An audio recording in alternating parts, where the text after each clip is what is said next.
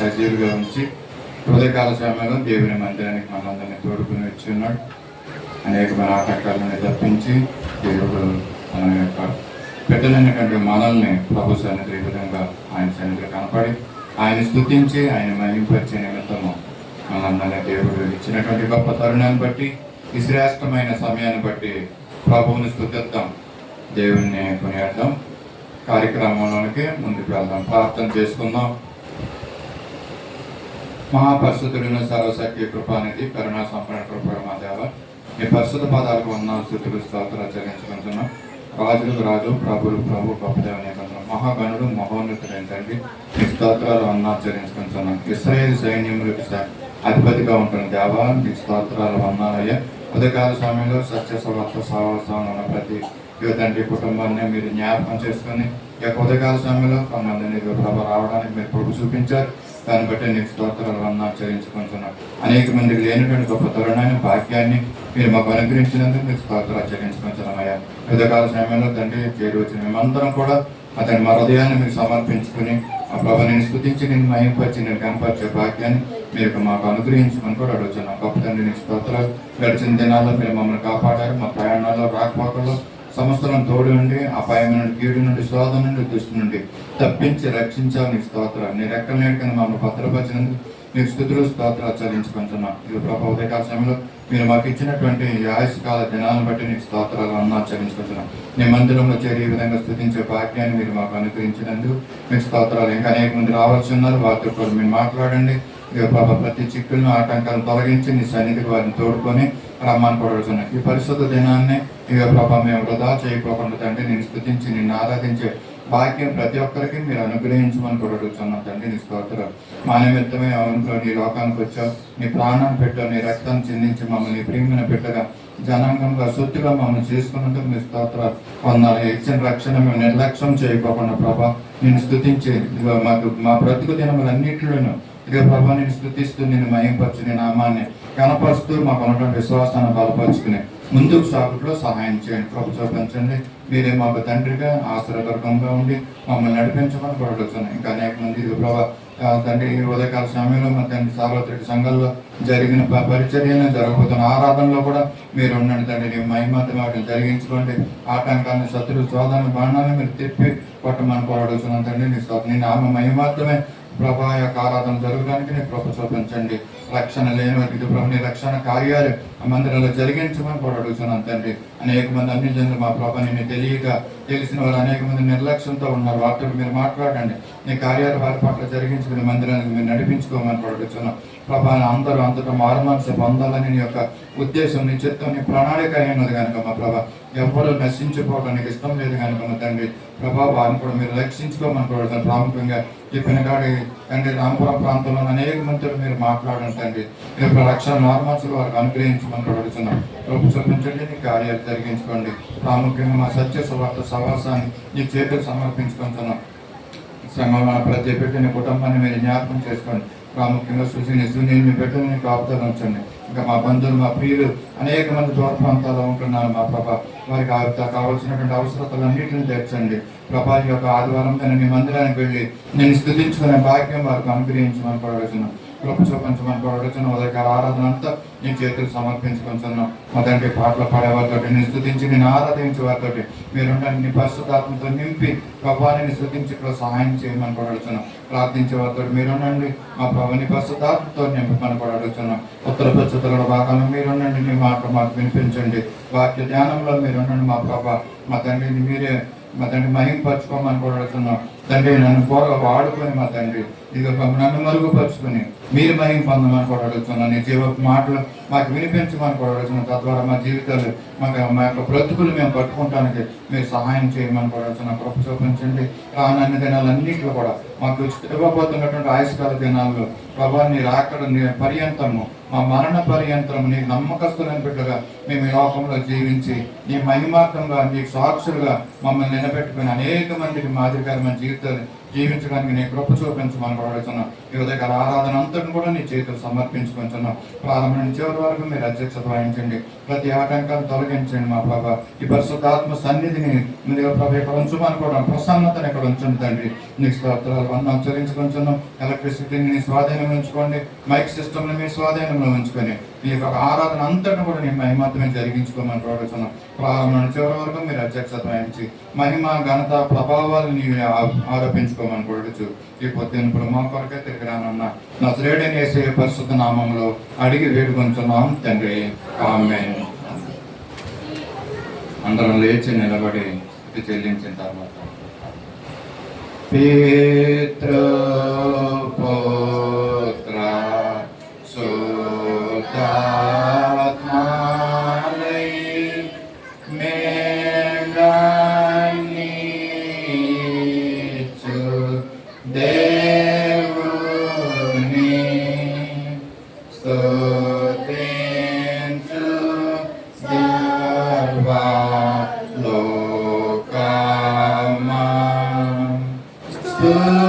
స్తుతించు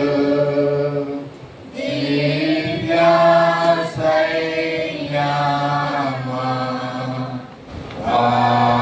ఆమేన్. దయచేసి అందరూ కూర్చున్నాం. సమయంలో ఆంధ్ర క్రైస్తవ కీర్తన నుంచి 291వ కీర్తన. ధరణిలో నా ధరణి పాలైపోవును గరిమి తోడ నీవు కైపును నిరతముండేడి ధనమని.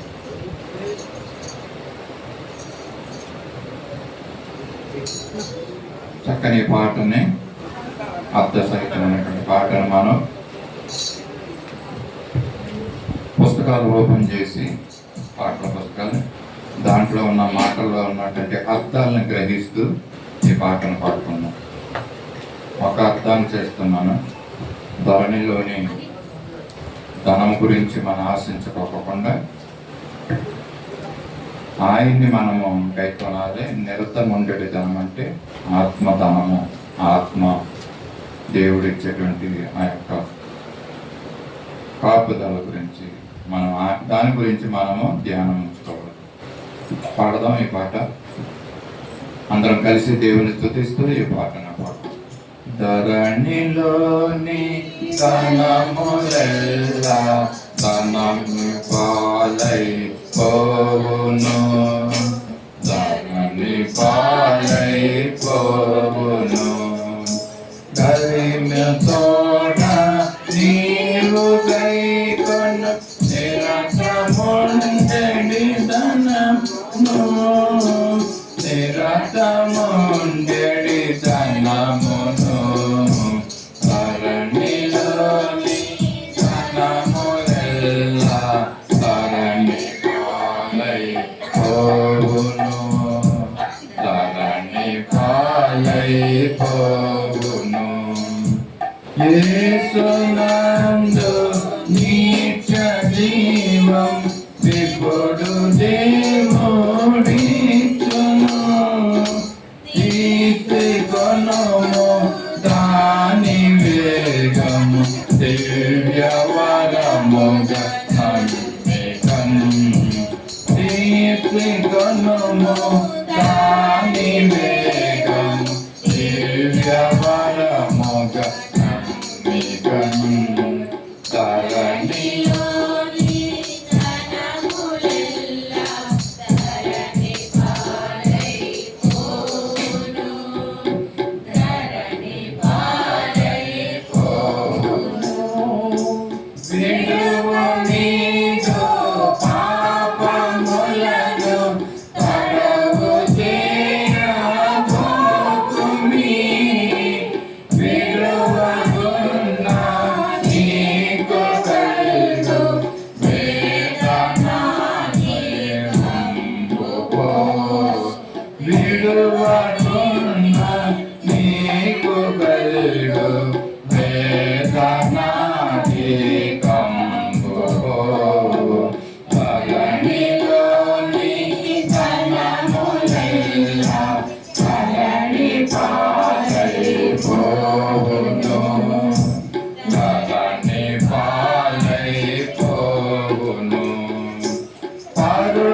మాటల బట్టి నీవు పడకు మోసమందున నరుల కొరకు జీవమిచ్చిన పరమధాముని నామముని నరుల కొరకు జీవమిచ్చిన పరమధాముని నామముని ధరణిలోని ధనములెల్లా ధరణి పాలైపోవును ధరణి పాలైపోవును తలచుకొను మీ ధరణిలోన నిలుచుకాలంతటా నిలువలేని యేసు ప్రేమ నిజము చక్కగా నిలుగుచు నిలువలేని యేసు ప్రేమ నిజము చక్కగా నిలుగుచు ధరణిలోని ధనములెల్లా ధరణి పాలైపోవును ధరణి పాలైపోవును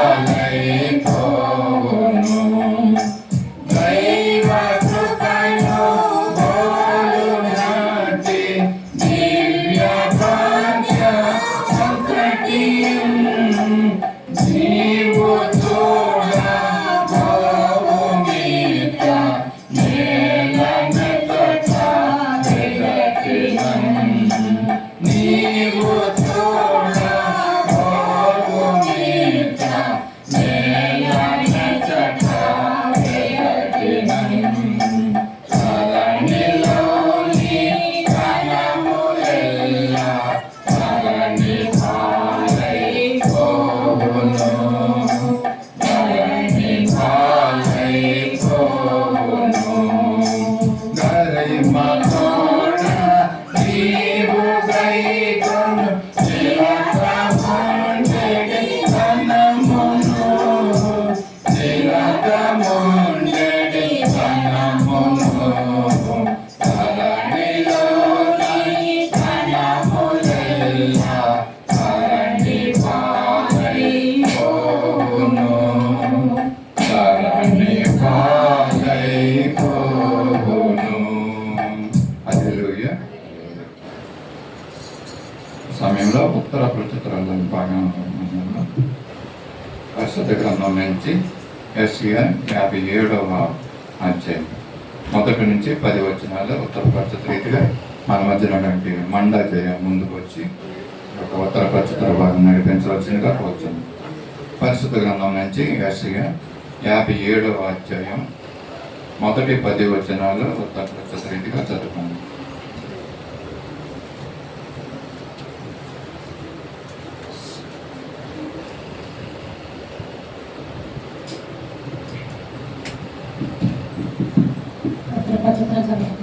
యెషయా 57 4 నుంచి 10 వచనాలు చదువుతుంది. నీతిమంతులు నశించుట చూచి ఎవరు దానిని మనసు పెట్టరు, భక్తి లేని వారు తీసుకొని పోబడుతున్నారు. కీడు చూడకుండా నీతిమంతులు కొనుక్కోబడుతున్నారని ఎవరికి తోచదు. శాంతిలో ప్రవేశించున్నారు. తమకు సూటిగా ఉన్న మార్గంలో నడుస్తున్నారు. తమ పడకల మీద పరుండే విశ్రమించుతున్నారు. మంత్ర ప్రయోగంతో కొడుకులారా, వ్యభిచార సంతానము, వేసవ సంతానము మీరు ఎక్కడికి రండి. ఎవరిని చూసి నోరు తెరిచి నాలుగుతారు. మీరు తిరుగుబాటు చేయవారు అవతెప్పి ఉన్న కారణం వృక్ష వృక్షములను చూచి పచ్చని ప్రతి చెట్టు కిందను కాలము రేపుకొని వారినారా, లోయలలో రాత్రి సందుల కింద పిల్లలను చంపవారినారా.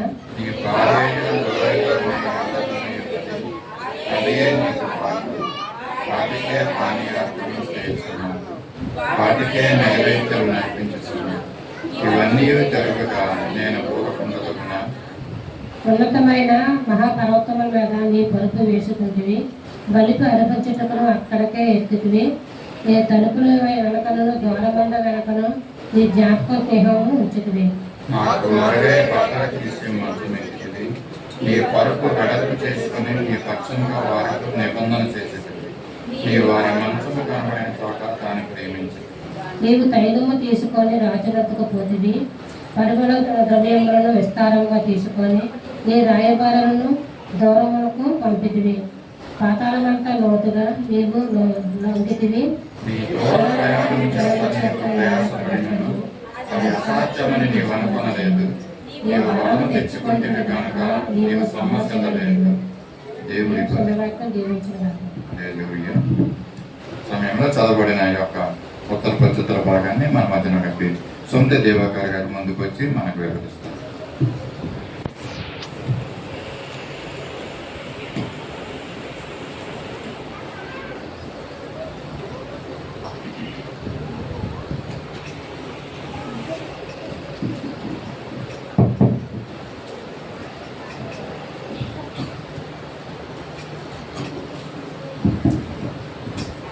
దేవుని నామానికి వందనాలండి.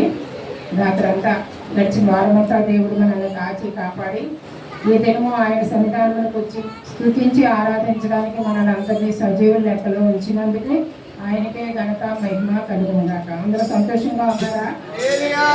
సంతోషంగా అంటే సంతోషంగా వినాలి, సంతోషంగా పాడాలి, సంతోషంగా ఉండాలి, నిద్రపోకూడదు. జయగారు చదివినట్లుగా యెషయా గ్రంథము 57వ అధ్యాయము 1 నుంచి 10 వచనాలు మనం చదువుకుంటామండి. అయితే ఈ యెషయా గ్రంథంలోని మరి యెహోవా దేవుడు యెషయా ప్రవక్తకు చెప్పింది ఏంటంటే, ఇశ్రాయేలీయుల ప్రజలు సరి అయిన మార్గంలో వాళ్ళు జీవించట్లేదు కాబట్టి వాళ్ళని సరి చేయమని, వాళ్ళకి మంచి మాటలు చెప్పమని మరి యెషయా ప్రవక్తకి యెహోవా దేవుడు చెప్పాడు. కాబట్టి ఆయన వాళ్ళకి ఇవన్నీ కూడా చెప్తున్నారు. నీతిమంతులలోని అంటే విశ్వాసంలో ఉండి నీతిమంతులుగా ఉన్న వాళ్ళని కొంతమంది యూదులు ఏం చేస్తున్నారంటే వాళ్ళని హింసిస్తున్నారు, వాళ్ళ ఇష్టానుసారంగా వాళ్ళని బాధిస్తున్నారు. అటువంటి వారి నుంచి తప్పించడానికి దేవుడు ఈ లోకానికి వచ్చినప్పుడు వాళ్ళందరినీ కూడా వాళ్ళ దగ్గర వాళ్ళు హింసలు పొందినప్పటికీ కూడా ఆయన వచ్చినప్పుడు వాళ్ళకి ఆ యొక్క మార్గాన్ని నుంచి తప్పించి వాళ్ళకి నిత్య జీవనాన్ని ఇవ్వడానికి దేవుడు ఈ లోకానికి వస్తున్నారు. ఆ విషయం మరి యెషయా ప్రవక్తకి చెప్పమన్నట్టుగా మనం చూస్తున్నాం. అలాగే వాళ్ళు ఎందుకంటే చాలా నాశనం చేస్తారు. కొంతమందే నమ్మారు దేవుని యూదుల్లో. ఆ యూదులు ఎంతమంది అయితే విశ్వాసంగా ఉంటున్నారో వాళ్ళందరినీ దారి తప్పించడానికి కొంతమంది యూదులు ఏం చేస్తున్నారంటే వాళ్ళని హింసిస్తున్నారు. దేవుని దగ్గరికి వెళ్ళకుండా, ప్రార్థనలకు వెళ్ళకుండా మనం చూస్తున్నాం కదండి న్యూస్. ఎక్కడ ప్రార్థన చేస్తుంటే, ఎక్కడ దేవుని ఆరాధిస్తుంటే అక్కడ వెళ్ళి డిస్టర్బ్ చేస్తున్నారు కదా. ఆ విధంగానే అప్పుడు కూడా ఇలాగే జరిగింది. అలాంటి విషయాల నుంచి దేవుడు ఆ యొక్క దుర్మార్గత నుండి తప్పించడానికి వీళ్ళు ఎవరైతే విశ్వాసం ఉన్నారో వాళ్ళు తప్పించడానికి దేవుడు ఈ లోకానికి వచ్చి వాళ్ళకి ఆ బాధల నుంచి తప్పిస్తానంటున్నారు. ఆ విధంగానే మరి వాళ్ళని ఎలా నాశనం చేశారో అవన్నీ మనం ఒకసారి చూద్దాం అండి. 2వ రాజులు 21:16 ఒకసారి చూద్దాం. 2వ రాజులు 21:16 అలాగా చనిపోయారు వాళ్ళందరూ కూడా.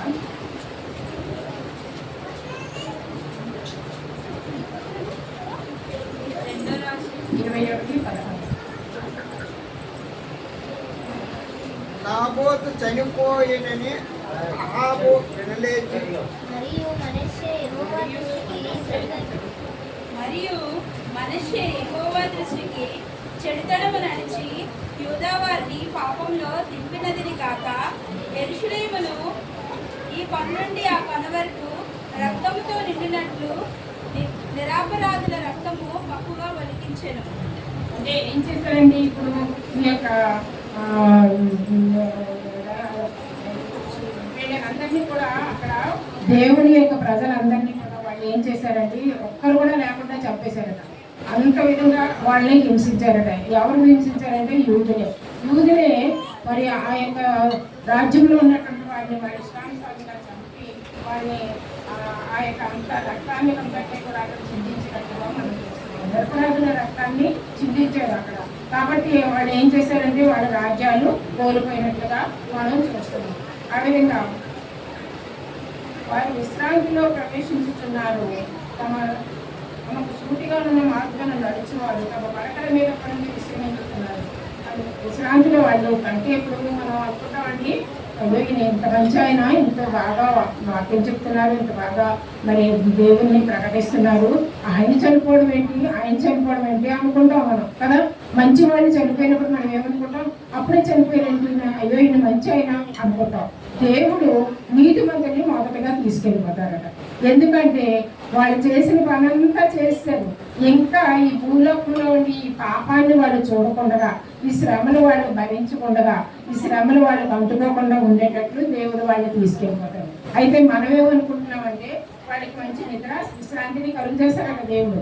మనం ఏమనుకుంటాం, అయ్యో ఇంత బాగా చేస్తున్నాడు, ఈయనంటే ఎలా చనిపోయారు, అప్పుడే చనిపోయేట అనుకుంటాం. నీతిమంతులు దేవుడు తొందరగా తీసుకెళ్ళిపోతారు ఇక్కడ వాక్యాన్ని బట్టి. ఆ విధంగానే మంత్ర ప్రయోగపు కొడుకులారా, వ్యభిచార సంతానమా, వేశ్యా సంతానమా మీరు ఇక్కడ రండి. ఇక్కడ ఏంటంటే ఈ యొక్క యూదులలో కొంతమంది ఏం చేశారంటే ఆ యొక్క దేశాల యొక్క దేవతల్ని పూజిస్తూ వారి యొక్క నిజ దేవుణ్ణి మర్చిపోయి పూజిస్తున్నప్పుడు వాళ్ళు ఆ యొక్క పద్ధతులు ఏంటంటే వాళ్ళ మంత్రప్రయోగాలు, తర్వాత వాళ్ళ యొక్క కుళ్ళు శుద్ధాలు, ఇవన్నీ కూడా వాళ్ళ యొక్క దేవతల దగ్గర వాళ్ళు ఏ విధంగా అయితే ప్రవర్తిస్తున్నారో ఆ విధంగా వీళ్ళు కూడా వాళ్ళు అవన్నీ నేర్చుకుని అవన్నీ చేస్తున్నారట. ఏం చేస్తున్నారంటే అవినీతి, వ్యభిచారం, మాంత్రిక విద్య, నరబలులు, ఇవన్నీ కూడా వాళ్ళలాగే వీళ్ళు కూడా చేస్తున్నారట.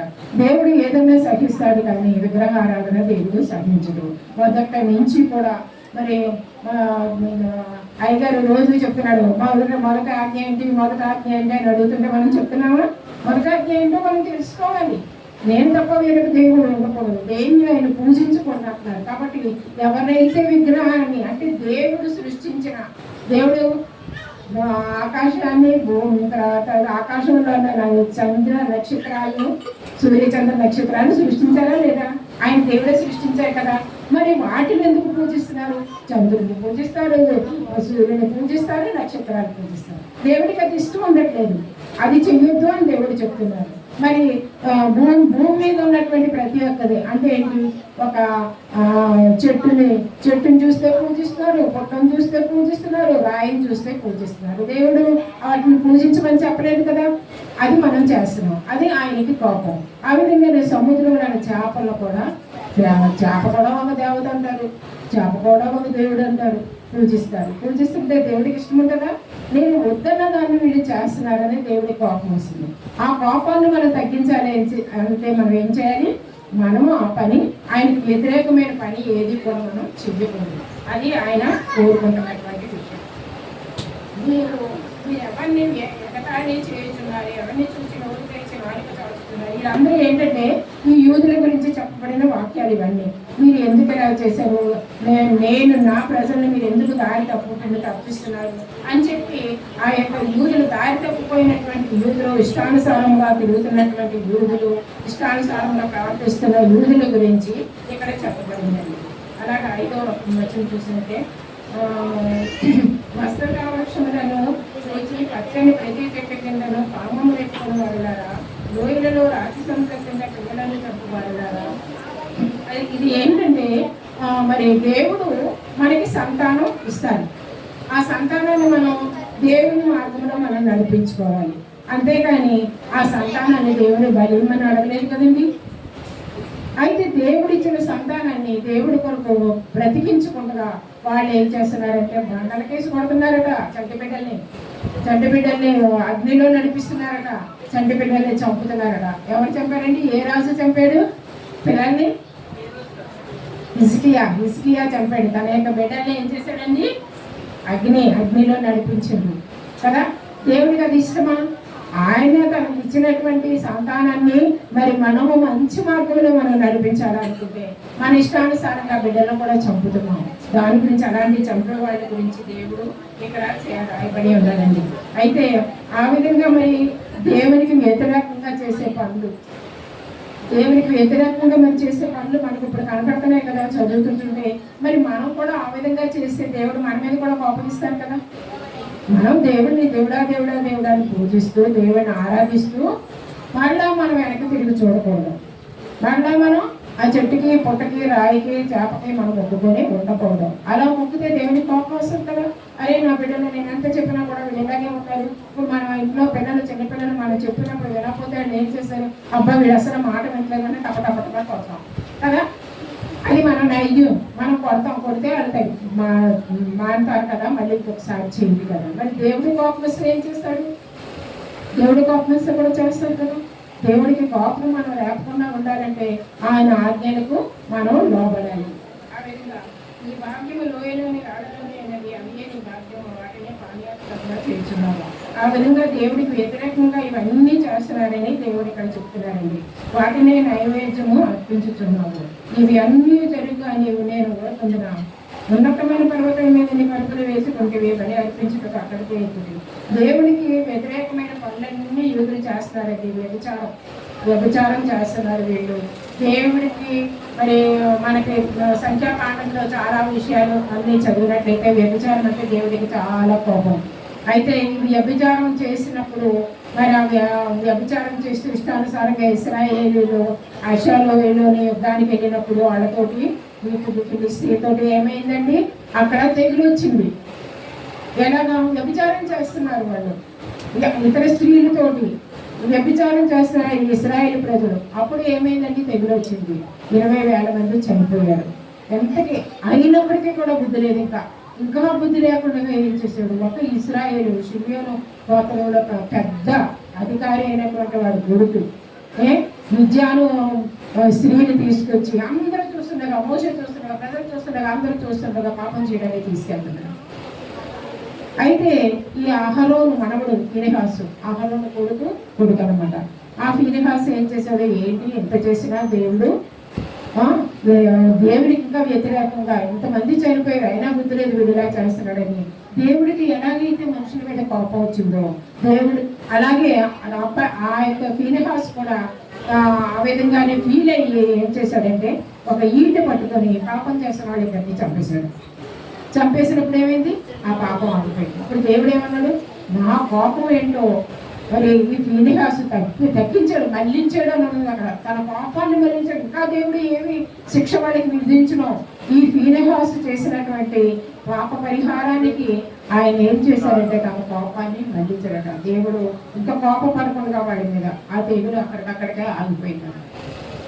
చూసారా, మరి మనం ఈ యొక్క బైబిల్లో ఇలాంటి వాక్యాలు మనం కథలో మనం పెడుతున్నాం. మరి మన నిజ జీవితంలో మనం ఎలా చేస్తున్నాం, దేవునికి ఇష్టమైన కార్యాలు మనం చేస్తూ దేవుడా అని మనం మొరపెడుతున్నామా, దేవుడికి ఇష్టలుగా ఉండాలని ప్రయత్నం చేస్తున్నామా, అదొకసారి మనం జ్ఞాపకం చేసుకోండి. మన నిజ జీవితంలో దేవునికి ఏ విధంగా లోపడుతున్నాం, ప్రతి విషయంలోనే కూడా మనకు ఒక కుటుంబాన్ని ఇచ్చారు. ఆ కుటుంబాన్ని ఎలా పట్టుకోవాలి, మీరు విస్తరించి అభివృద్ధి పొందండి అని దేవుడు సృష్టిలోనే సృష్టించినప్పుడు ఆదాము అవ్వకి చెప్పాడు.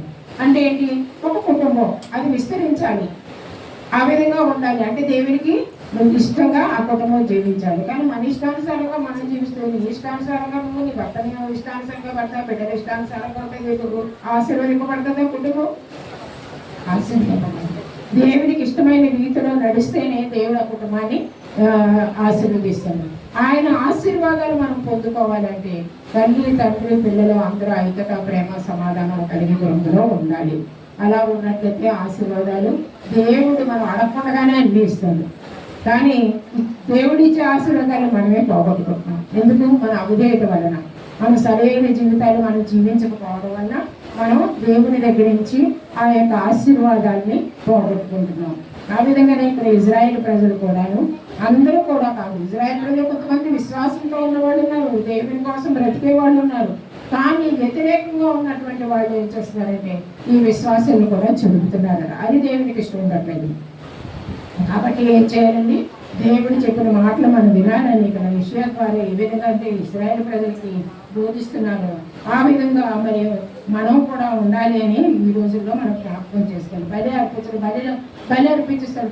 సంవత్సరం అంతా మరి పాపాలు చేసి ఇష్టానుసారంగా జీవించి తాగేసి కందనాలు ఆడేసి ఇంట్లో గొడవలు, కోర్టు కేసులు అన్నీ చేసేసుకొని సంవత్సరం అయినప్పటికీ ఎంతో పరిశుద్ధంగా వెళ్ళి ఒక కోడినో ఒక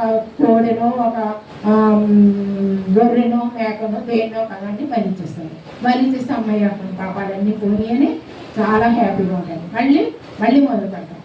మళ్ళీ సేమ్ ఆ విధంగానే తాగడం, తినడం, కందరాలు ఆడడం ఇవన్నీ చేస్తూ ఉంటారు. మళ్ళీ సంవత్సరం అయినప్పుడు మళ్ళీ ఇంకొక మేకను బలిస్తారు. అంటే ఏంటి, దేవుడు బలిని కోరట్లేదు. ఆయన ఏమన్నారు, పూర్ణ హృదయంతో, పూర్ణ ఆత్మతో, పూర్ణ శక్తితో ఆయన్ని పూజించమంటున్నారు. అలాంటి భక్తి దేవునికి కావాలి, కానీ ఇష్టానుసారంగా జీవించేసి బలి చేస్తే అది దేవునికి ఇష్టమైన బలి కాదు. ఆయన బలిలో అడగట్లేదు. ఆయన ఏమంటున్నారు, మన హృదయాన్ని కావాలన్నారు. మన హృదయం పరిశుద్ధంగా ఉంటే అది ఆయనకి కావాలి. అంటే పరిశుద్ధంగా ఉండాలంటే మనం ఏం చేయాలి, చెడు చేయకుండా ఉండాలి. మన పదార్థాల వల్ల నెరవేర్చాలి. అది నెరవేరిస్తే మనం పరిశుద్ధంగా ఉన్నట్లయితే, దేవుడు ఏ విధంగా ఉండమన్నారో ఆ విధంగా మనం ఉన్నట్లయితే దేవుడు మనకి అడగకుండానే అన్ని ఆశీర్వాదాలు ఇస్తాడు. ఇక్కడ వీళ్ళు ఇష్టానుసారంగా మరి వ్యభిచారం చేసుకుంటూ ఇష్టానుసారంగా దేవునికి వ్యతిరేకంగా ఈ యొక్క యూదులు జీవించారు. కాబట్టి వాళ్ళ గురించి ఇక్కడ అంతా చెప్పబడింది. అనుకుంటాను అదంతా సంపాదించేసావు. అయినా ఇక్కడ చూద్దాం, నువ్వు టైర్ని తీసుకుని రాజునందుకు పోతే ఇక్కడ మిమ్మల్ని విస్తారంగా తీసుకొని నీ రాయబారులను దూరమునకు పంపితివి, పాతాళమంత లోతుగా నీవు ఉంది, దూర ప్రయాణం చేయడం నీవు ప్రయాసపడినది అసాధ్యమని నీవు అనుకోలేదు. నువ్వు ఇక్కడ చూడండి, నీ బలము తెచ్చుకుంటే కనుక నీ సమస్య. దేవుడు ఏం చెప్తున్నాడంటే, మనం ఎంత ఆస్తి సంపాదించినా కూడా మనం మనకే తెలుస్తుందండి, మనం ఏం మంచి చేసామో మంచి కావాల్సిన ప్రతిఫలం మనం పొందుకుంటాం. మనం చెడు చేస్తే అమ్మో నేను తప్పు చేశాను, ఈ తప్పు దేవుడు నన్ను ఏమైనా శిక్షిస్తాడు అని భయం మనకు ఉండదు కదా. కాబట్టి మనం ఏం చేయాలి, తప్పు చేయకూడదు. దేవునికి ఇష్టంగా మనం జీవించాలంటే మనం ఏం చేయాలి, మోసం దగా లంచాలు ఇలాంటివి ఏమీ ఉండకూడదు. అయితే మనం అనుకున్న బాగా సంపాదించేసాం, మనకి ఇంకేమీ లోటు లేదు, బాగానే అనుకుంటాం. కానీ మన డబ్బంతా సంపాదించిన దానికంటే అంతా పోతే ఇంకా మనకి ఏం మిగులుతుంది? దేవునికి వ్యతిరేకంగా జీవిస్తే, సంపాదిస్తే ఆ సంపాదన చూసి గవ్వ కూడా మన దగ్గర ఉండదండి. దేవునికి వ్యతిరేకంగా ఏది కూడా మనం సంపాదించకూడదు. ఆయనకి ఇష్టం లేని పని మనం ఏది చేయకూడదు. నీతి నిజాయితీగా చేస్తేనే దేవుడు మనల్ని అంగీకరిస్తాడు, మన ప్రార్థన పెట్టాడు, మన యొక్క స్థుతులు ఆశీనులు అవుతాడు. మనం ప్రార్థన చేసినప్పుడు ఎక్కడ ఇద్దరు ముగ్గురు ప్రార్థన చేస్తారో వాడు మంచిగా ఆయన వచ్చేస్తాడు మన ప్రార్థన వినడానికి. అంతేకాని మనం వీళ్ళు ఎందుకు 24 గంటల అబద్ధాలు ఆడుకొని దొంగతనాలు చేసుకొని ఇష్టానుసారంగా జీవించి వచ్చి ప్రార్థన చేస్తున్నారంటే దేవుని వాడు మంచిగా వస్తారా? రారు. అందుకని ఏం చేయాలండి, దేవునికి ఇష్టమైన విధంగా ఉండాలి. ఏ విధంగా అయితే ఉండాలో ఏషియా ప్రవక్త ద్వారా ఇశ్రాయేలీయులకి దేవుడు రాసింది మనం ఇప్పుడు చదివాము, విన్నాము. కాబట్టి ఆ విధంగా మనం జీవించాలి. దేవునికి వ్యతిరేకంగా ఏది కూడా మనం చేయకూడదు. అలా చేసినట్లయితే మనమే మన కుటుంబాల మీదకి, మన తలల మీదకి శాపాన్ని తెచ్చుకుంటున్నాం. దేవునికి మరి ఇష్టంగా మనం జీవించినట్లయితే దేవుడు ఎలాగో మనం జీవించాలని చెప్పారో, ఎలాగో మనకు మాదిరిగా ఉంచేళ్ళారు, ఆ విధంగా మనం జీవించినట్లయితే దేవుడు మనం అనుకోకుండానే మనకు అనేకమైన ఆశీర్వాదాలతో మనల్ని నింపుతాడు. దేవుడు ఇచ్చిన వాటిని మనం ఇంటిలో దీవించిందా. హల్లెలూయా. చక్కని మాటలు యెషయా గ్రంథం నుంచి మనకు తెలియజేసి ఉన్నారు. ఇశ్రాయేలు ప్రజల గురించి అనేకమైన విషయాలు ఇక్కడ రాయబడి ఉన్నాయి. వాటిని చక్కగా వివరించాను బట్టి నేను ప్రభు నామంలో వందనాలు తెలియజేస్తున్నాను. చక్కని మాట, మొదటి మాటలోనే చక్కగా వివరించున్నారు. నీతిమంతులు నశించుట చూచి ఎవరన్నా దానిని మనస్సును పెట్టరు అన్న మాట చక్కగా వివరించారు. నిజమేనండి. పాత నిబంధన కాలంలో కూడా మరి నీతిమంతులు హింసించబడడం, మరి ఆ వారు హింసించబడుతున్నప్పుడు ఎవరు కూడా మరి వారికి సహాయం చేయకపోవడం. అలాగే ఈ దినాల్లో కూడా మరి నీతిమంతులైన వారిని, దైవజనులైన వారిని మరి ఎంతగానో హింసిస్తున్నారు, చంపుతున్నారు. అయినప్పటికీ నీతిమంతుల క్రియలు ఎవరు చూసినా చూడకపోయినా దేవుడు చూస్తున్నాడు. మరి దేవుడు వారి పక్షంగా ఉంటున్నాడు. మరి వారి యొక్క క్రియలను బట్టి వారికి మరి నిత్య రాజ్యంలో ఆనంద సంతోషాలే కాకోకుండా వారికి ఆ కిరీటాన్ని ధరింపజేస్తానంటున్నాడు దేవుడు కదండి. నీతిమంతంగా ఈ లోకంలో జీవిస్తే దేవుడిచ్చే ఆ బహుమానాలు మనం పొందుకుందాం. మరి పరలోక రాజ్యంలో, నిత్య రాజ్యంలో ఆయనతో కలిసి సంతోషించి ఆనందించే భాగ్యం. ఒకవేళ ఈ యొక్క లోకంలో జీవిస్తున్నప్పుడు మరి కొన్ని శ్రమలు, బాధలు రావచ్చు. మరి నిర్లిప్తంగా మరి అనేక మంది మనల్ని హింసించవచ్చు. వాటన్నిటిని మనం సహించుకుంటే దేవుడు మనకి నిత్య జీవ మన రాజ్యంలో మరి జీవ కిరీటాన్ని ఇచ్చి సంతోషింపచేసి ఆయనతో కలిసి సంతోషించే భాగ్యాన్ని మనకి ఇస్తారని ఈ యొక్క మొదటి వచనం యొక్క సారాంశం అయినది. అనేకమైనటువంటి వచనాలు విషయాలు మనకు తెలియజేస్తారు. మరి ఎంతమంది గ్రహించుకున్నారో అదే చెప్పాను కదండి. ఇక్కడ ఒక వ్యక్తి దేవుని యొక్క వాక్యాన్ని మాట్లాడుతున్నారని అంటే ఆ మాట గురించి మనం కళ్ళు మూసుకుని ప్రభు దగ్గర మనం అడగాలండి. ఇక్కడ తెలియజేస్తున్న వారు ఒక ఆత్మీయమైన అర్థాన్ని తెలియజేస్తుంటే దేవుడు మనకి ఇంకొక అర్థాన్ని కూడా మనకు తెలియజేస్తాడు. ఎప్పుడైతే నువ్వు ప్రభు సన్నిధిలో కనిపెడతావో, లేకపోతే ఆ చెప్పింది కూడా మనకి అర్థం అవ్వనటువంటి పరిస్థితులు. ఎందుకంటే ఆ వాక్యం మీద మనం కేంద్రీకరించు మన మనసుని కనుక ఎక్కడి నుంచి అయినా చెప్తున్నటువంటి వాక్యాన్ని అది పరిశుద్ధ గ్రంథాన్ని ఓపెన్ చేసి ఆ మాటలు ఇంతకుముందు తెలియజేశాను. ఆ యొక్క వాక్యము మనతో మాట్లాడుతుంది. ఇది ఇప్పుడు అమ్మగారి యొక్క మాటలు, దేవుడు ఆమెకు తెలియజేసిన మాటలు, ఆ మాటల యొక్క అర్థాన్ని మనకు తెలియజేశారు. అమ్మగారే కదా ఎవరు మాట్లాడినా కూడా ఇక్కడ నిలబడి మరి దేవుడు తెలియజేసిన మాటలు తెలియజేస్తా ఉన్నప్పుడు మనం కనుక ఆత్మ కలిగి ఉన్న వాళ్ళం అయితే దేవుడు మనతో కూడా మాట్లాడుతూ ఉంటాడు. రెండు విధాల మనల్ని దేవుడు మనతో మాట్లాడుతూ ఉంటాడు. ఒకటే ఇక్కడ మాట్లాడుతున్న వాళ్ళ ద్వారా మాట్లాడిస్తాడు, ఆ మాటలు విని మనం గ్రహించాలి. అలాగే దేవుడు మనతో కూడా డైరెక్ట్గా మాట్లాడతాడు. ఎప్పుడు మాట్లాడతాడంటే పక్క వాళ్ళు ఏం చేస్తున్నారో మనం చూడకూడదు, వాక్యాన్ని తెరవాలి, ఆ మాటలు చదవాలి, ఆ మాటలు మనతో మాట్లాడుతుంది. అంటే దేవుడు నీతో డైరెక్ట్గా మాట్లాడటండి ఎప్పుడు అండి. ఎవరితో అలా మాట్లాడా? చాలా మంది చెప్తారు దేవుడు నాకు కనిపించాడండి, నాకు మాట్లాడాడండి అనేసి. దేవుడు డైరెక్ట్గా మాట్లాడు, కానీ దేవుడు వాక్యం ద్వారా మాట్లాడతాడు. ఎందుకంటే ఆయన వాక్యమై ఉన్న దేవుడు. నువ్వు వాక్యాన్ని చదవాలి, వాక్యాన్ని ధ్యానించాలి, దేవుని వాక్యాన్ని ఓపెన్ చేసి ప్రతిరోజు కూడా చదివే అలవాటుని మనం చేసుకోవాలండి. ప్రార్థన ఎలా చేస్తాం, దేవుని ఒక వాక్యాన్ని చదివే అలవాటు కూడా ఒక అలవాటుగా మనం ఉంచుకోవాలి. ఇంకా చెప్పాలంటే అభ్యాసం చెయ్యాలంటే ఎక్సర్సైజ్ మనం చెయ్యాలి. ఎంతమంది ఇక్కడ వాక్యాన్ని చదువుతున్నారు క్రమం తప్పుకోకుండా ప్రతిరోజు ఉదయం? ఒక దైవ సేవకుడు కూడా ఇలాగే చెప్తున్నాడు, నాకు కూడా తెలిసిన విషయం అది.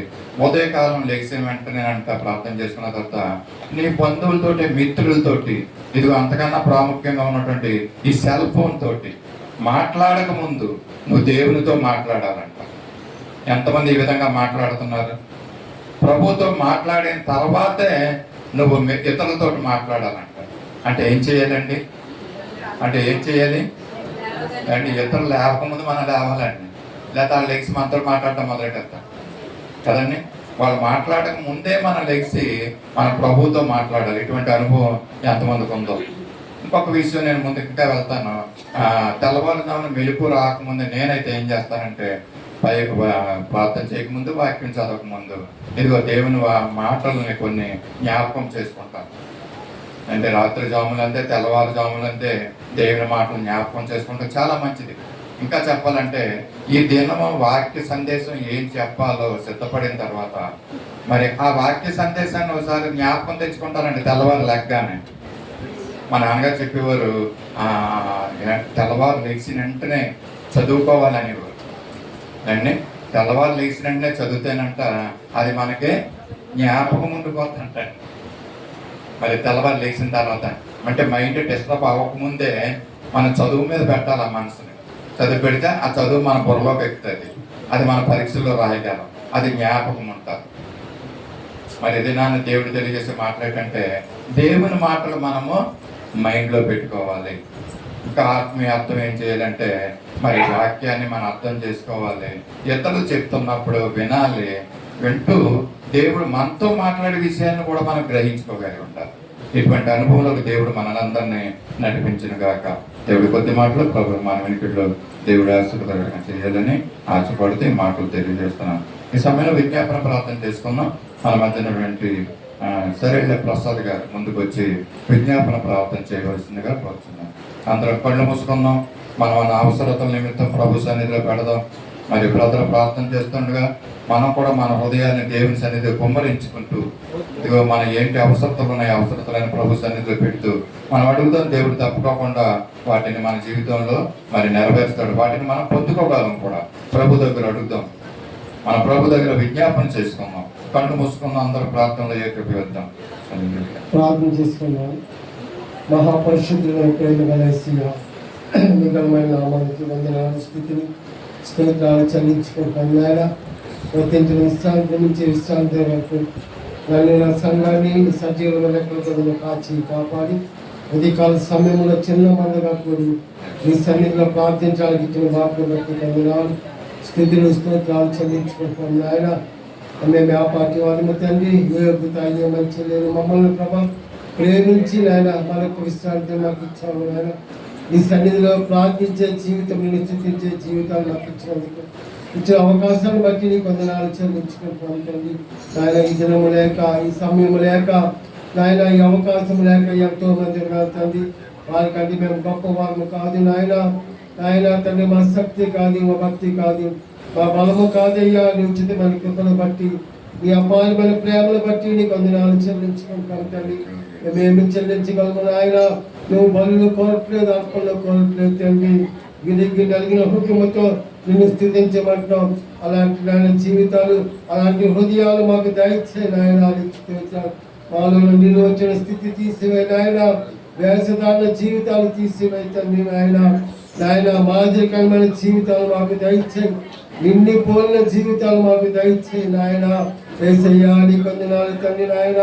నాయన తండ్రి నిజమైన క్రైస్తవులుగా నాయన, నీ సాక్షులుగా, నీ పత్రికలుగా, నీ సువార్థికులుగా మేమందరం ఉండడానికి నీ కృప తోడిపించయ్యా. నీకు వందనాలు తండ్రి నాయన. నీకే స్థితులు, స్తోత్రాలు బాబు నాయన.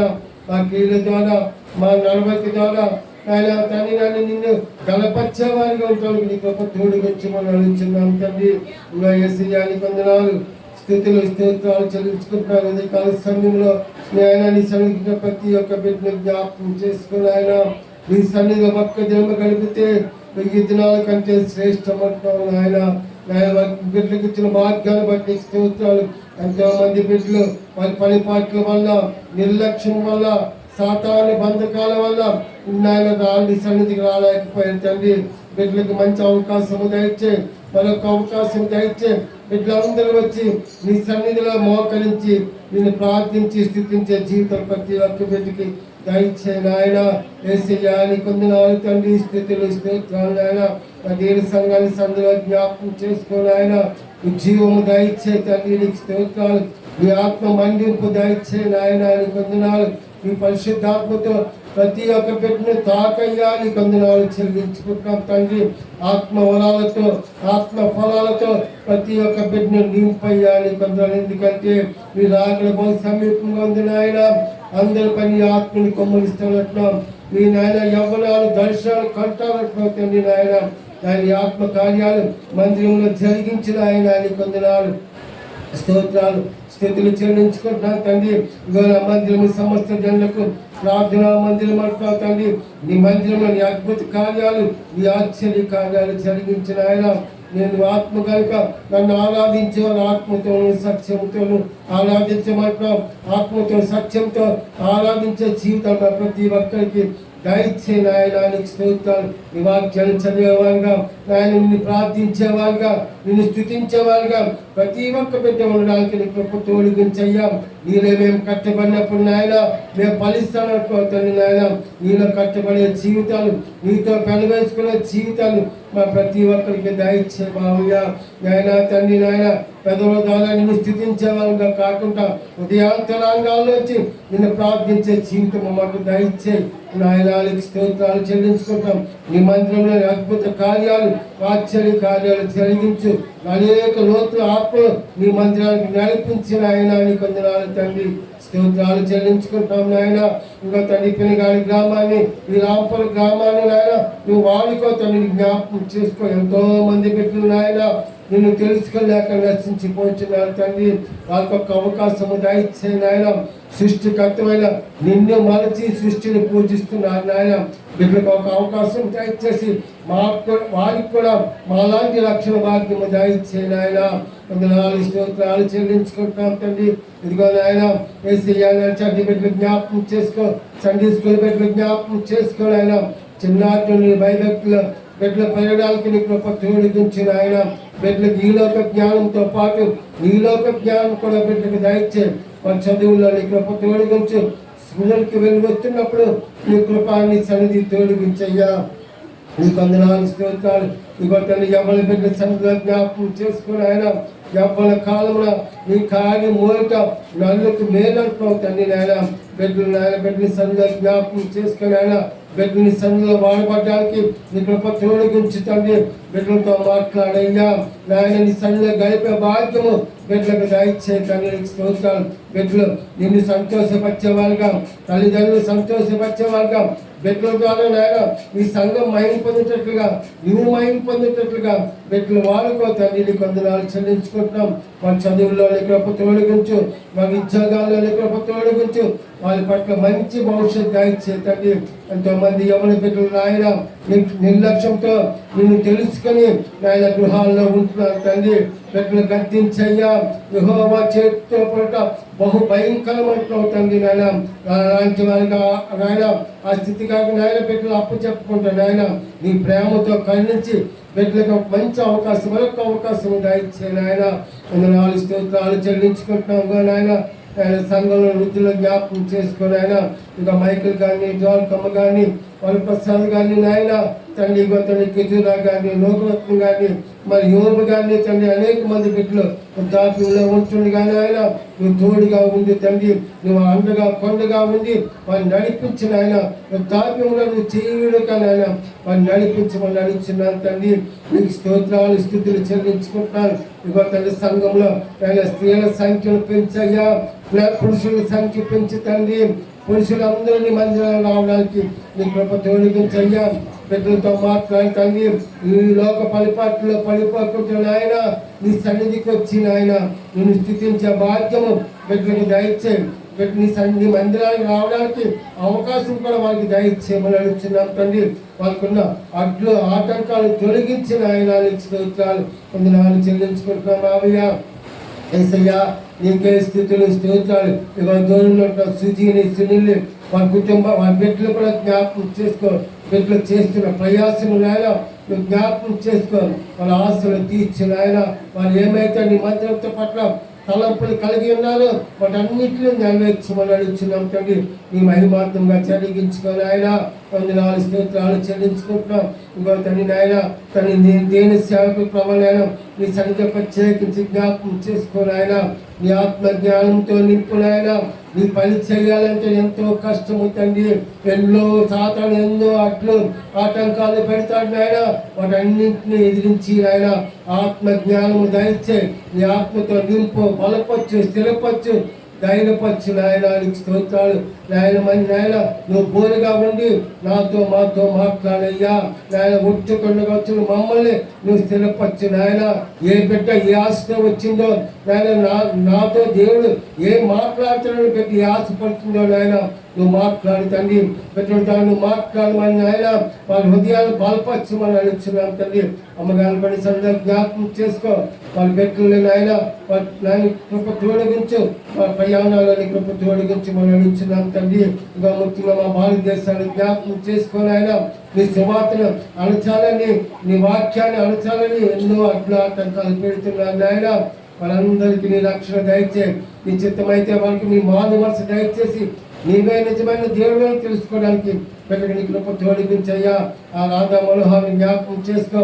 ఆ ఆర్ఎస్ఎస్ వారిని జ్ఞాపకం చేసుకొని ఆయన బిడ్డలు నాయన ఎంతో నాయన నేను అలసివేయాలని నాయన అతను ఎన్నో ప్రయత్నాలు చేస్తుండగా నీకు విరోధంగా రూపింపబడిన ఈ ఆయుధము మధ్యలో అంటున్నావు నీకు స్తోత్రాలు. వాటన్నింటిలో లైఫ్ వచ్చి నాయన స్వేచ్ఛగా స్వతంత్రముగా ఆయన నీ సువార్తను ప్రకటించడానికి, నిన్ను ప్రార్థించడానికి అలాంటి పరిస్థితులు దయచేయమని అడుగుతున్నాను తండ్రి. ఏసీయాగా మణిపూర్ రాష్ట్రాన్ని, ఆ ఛత్తీస్గఢ్ రాష్ట్రాన్ని కూడా సందులో జ్ఞాపకం చేసుకుని ఆయన 4 స్తోత్రాలు స్తుతులు చెల్లించుకుంటాం ఆయన. తండ్రి మారుమూల ప్రాంతాల్లో ఎంతో మంది యవ్వన బిడ్డలు ఆ ఏజెన్సీ ప్రాంతాల్లో అడవుల్లో ప్రభా నీ సువార్తను ప్రకటిస్తున్నారు నాయన. బిడ్డలు దీవించి అనేక మంది విని నీ రక్షణ పొందడానికి నీ కృప తోడుగుంచమని అడుగుతున్నాం తండ్రి. మరొక సరిగా నాయన తన నెలల సంఘాన్ని ఆయన సౌహాసాన్ని కూడా జ్ఞాపకం చేసుకుని ఆయన నువ్వే నాయన మహిమ పొందిన ఆయన ఆరాధన చుట్టూ నీ వెలుగు నీ ప్రశ్న తెలిసి ఇచ్చిన వాతావరణం బట్టి స్వాధీన స్తోత్రాలు ఎలక్ట్రిసిటీల నుండి స్వాధీనంలో ఉంచుకో తండ్రి మరి బిడ్డలు ఆయన తండ్రి వాక్యం ఇచ్చుడుగా సాతాను బిడ్డలపై ఎటువంటి గలిబిలి చేయకుండా స్పష్టంగా వినడానికి శ్రద్ధగా వినడానికి నీ కృప తోడుగుంచయ్యా నిన్ను విడిచిపెట్టే వాళ్ళుగా కాకుండా వాక్యానుసారమైన జీవితాలు ప్రతి ఒక్క బిడ్డకి దయచేయమని ఆయన నీ దినదీవితం మమ్మల్ని నింపమని నా ప్రార్థన సన్న మరువుగా జ్ఞాపకం చేసుకొని ఆ ప్రార్థనకు ప్రతిఫలము జవాబు దయచేయమని అది త్వరలో రాబోతున్న యేసు శక్తిగల నామమున అడిగి వేడుకొచ్చున్నా తండ్రి. ఆమేన్. సమయంలో క్యాలెండర్లోని వాక్యాన్ని ఎంపిక చేసుకున్నామండి. మన మధ్య ఉన్నటువంటి లూదియమ్మ గారు ముందుకు రావాల్సిందిగా కూర్చున్నాం. క్యాలెండర్లోని వాక్యాన్ని ఎంపిక చేసుకున్నాం.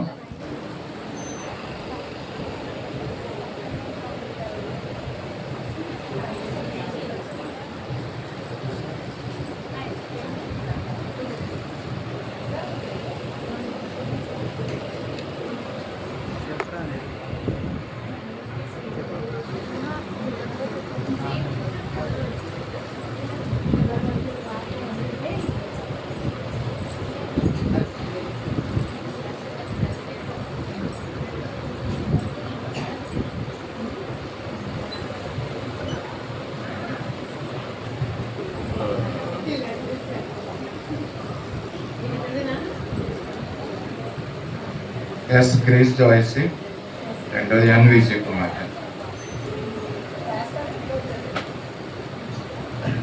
I will send you grain and new wine and oil, and you will be satisfied by it. Joel chapter 2 verse 19.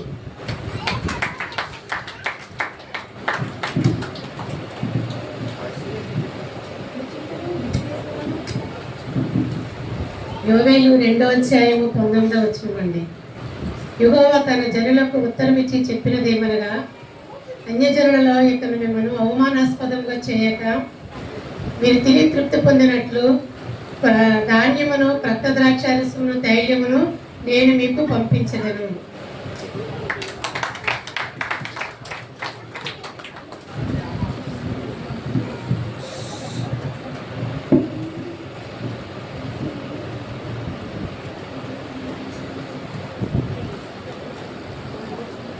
సమయంలో విశ్వాస ప్రమాణాన్ని చెప్పుకుంటాము.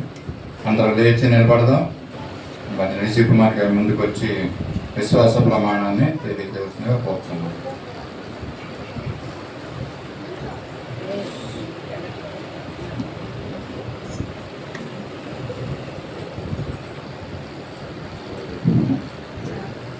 విశ్వాస ప్రమాణం చెప్తున్నాము.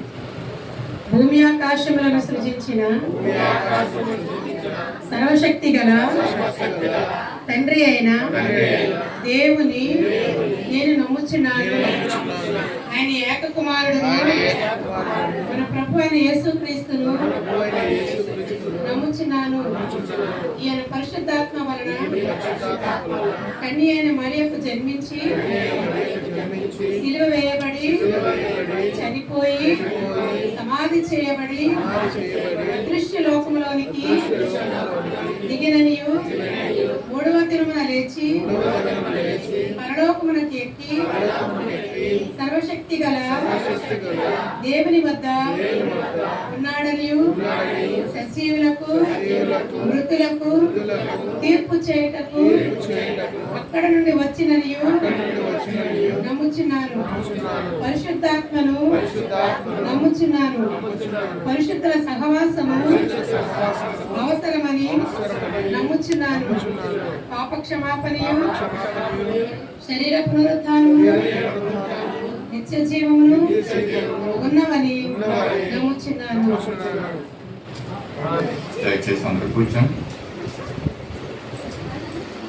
ఈ వారంలో జరిగే కార్యక్రమాలు ప్రకటనలో మనం చూద్దాం.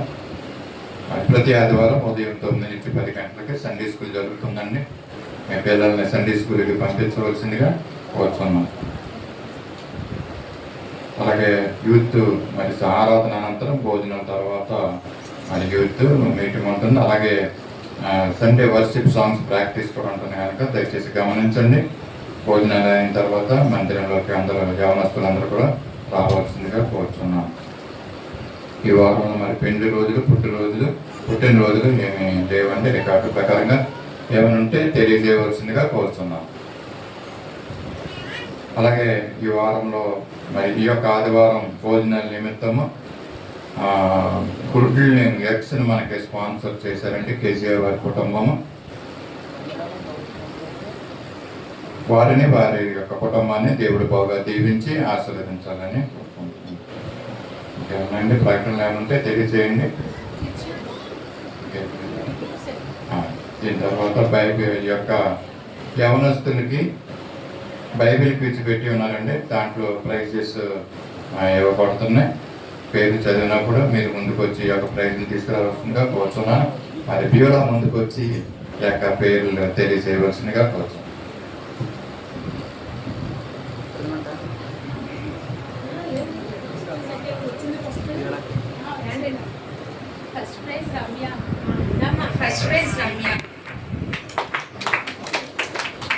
పోయినసారి ఎంతో కష్టపడి క్విజ్ రాశారు.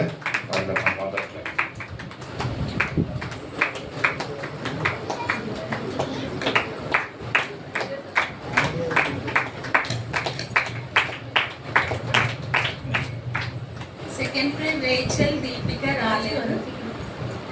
థర్డ్ ప్రైజ్ దీవెన రాలేదు. Fourth prize మౌలియన్.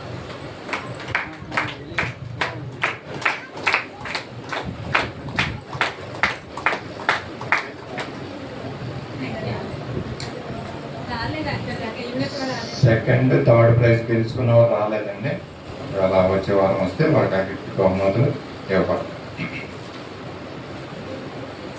సమయంలో కానుకల్ని సమర్పించుకున్నాను. మరి లేచి నిలబడి సత్య సువార్త పాటల పుస్తకం నుంచి 258వ పాటను పాడుకుంటూ కానుకల్ని సమర్పించుకున్నాం.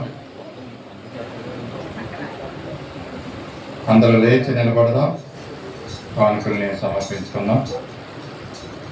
ఆ కనుల వెంబడి కన్నీరు రాని పాటలు పాడుతూ కానుకల్ని సమర్పించుకున్నాం. అందరూ లేచి నిలబడదాం. నా కనుల వెంబడి కన్నీరు రానియక, నా ముఖములో దుఃఖమే ఉండనీయక, చిరునవ్వుతో నింపిన యేసయ్యా, చిరునవ్వుతో నింపిన యేసయ్యా, ఆరాధన ఆరాధన ఆరాధన నీకే, ఆరాధన ఆరాధన ఆరాధన నీకే. నా కనుల వెంబడి కన్నీరు రానియక, నా ముఖములో దుఃఖమే ఉండనీయక, చిరునవ్వుతో నింపిన యేసయ్యా, చిరునవ్వుతో నింపిన యేసయ్యా, అవమానాలను ఆశీర్వాదముగా, నిందలన్నిటినీ దీవెనలుగా మార్చి, అవమానాలను ఆశీర్వాదముగా, నిందలన్నిటినీ దీవెనలుగా మార్చి, నేను వేసే ప్రతి అడుగులో నీవే నా దీపమై, నేను వేసే ప్రతి అడుగులో నీవే నా దీపమై, చిరునవ్వుతో నింపిన యేసయ్యా, చిరునవ్వుతో నింపిన యేసయ్యా, ఆరాధన ఆరాధన ఆరాధన నీకే, ఆరాధన ఆరాధన ఆరాధన నీకే. నుండి కన్నీరు రానియక, నా ముఖములో దుఃఖమే ఉండనీయక, చిరునవ్వుతో నింపిన యేసయ్యా,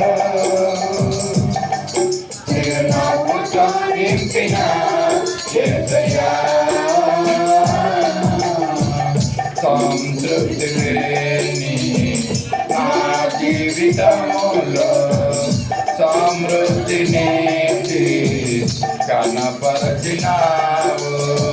సంతృప్తి లేని నా జీవితంలో సమృద్ధి నీతి కనపరచినావు. నా మురికి జీవితాన్ని మోక్షముగా మార్చి, నా మురికి జీవితాన్ని మోక్షముగా మార్చి, చిరునవ్వుతో నింపిన యేసయ్యా, చిరునవ్వుతో నింపిన యేసయ్యా. ఆరాధన ఆరాధన ఆరాధన నీకే, ఆరాధన ఆరాధన ఆరాధన నీకే. నా కన్నుల వెంబడి కన్నీరు కానీయక, నా ముఖములో దుఃఖమే ఉండనీయక, చిరునవ్వుతో నింపిన యేసయ్యా, చిరునవ్వుతో నింపిన యేసయ్యా. హల్లెలూయా. దయచేసి అందరు కూర్చున్నాం. సమర్పించబడిన కానుకల నిమిత్తము మన మధ్య పవిత్ర గారు ముందుకు వచ్చి కానుకల నిమిత్తమే ప్రార్థించవలసిందిగా కోరుతున్నాం. కళ్ళు మూసుకుందాం, ప్రార్థన చేసుకుందాం. సమర్పించబడిన కానుకల నిమిత్తము ప్రార్థన చేసుకుందాం. అందరికీ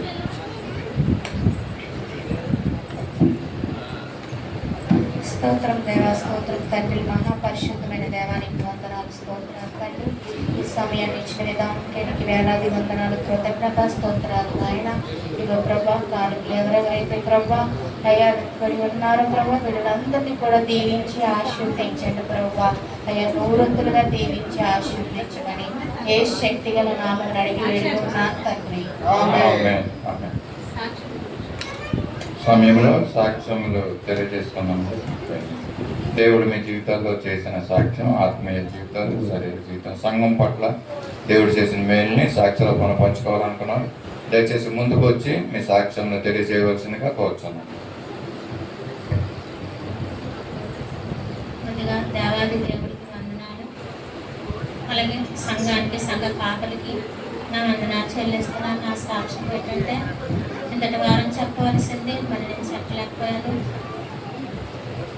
దీనికి నేను చెప్తున్నాను ఎందుకంటే నా జీవితంలో దేవుడు ఎన్నో మేలు చేశాడు. మరి ఈ దినాన్ని నేను ఎలాగున్నంటే కేవలం దేవుడు ఉచితమైన కృప వలనే నేను ఈ రోజున్నాను. నా అలాగా ఆరోగ్యం లేని వారు ఎంతోమంది మరణించి ఉన్నారు.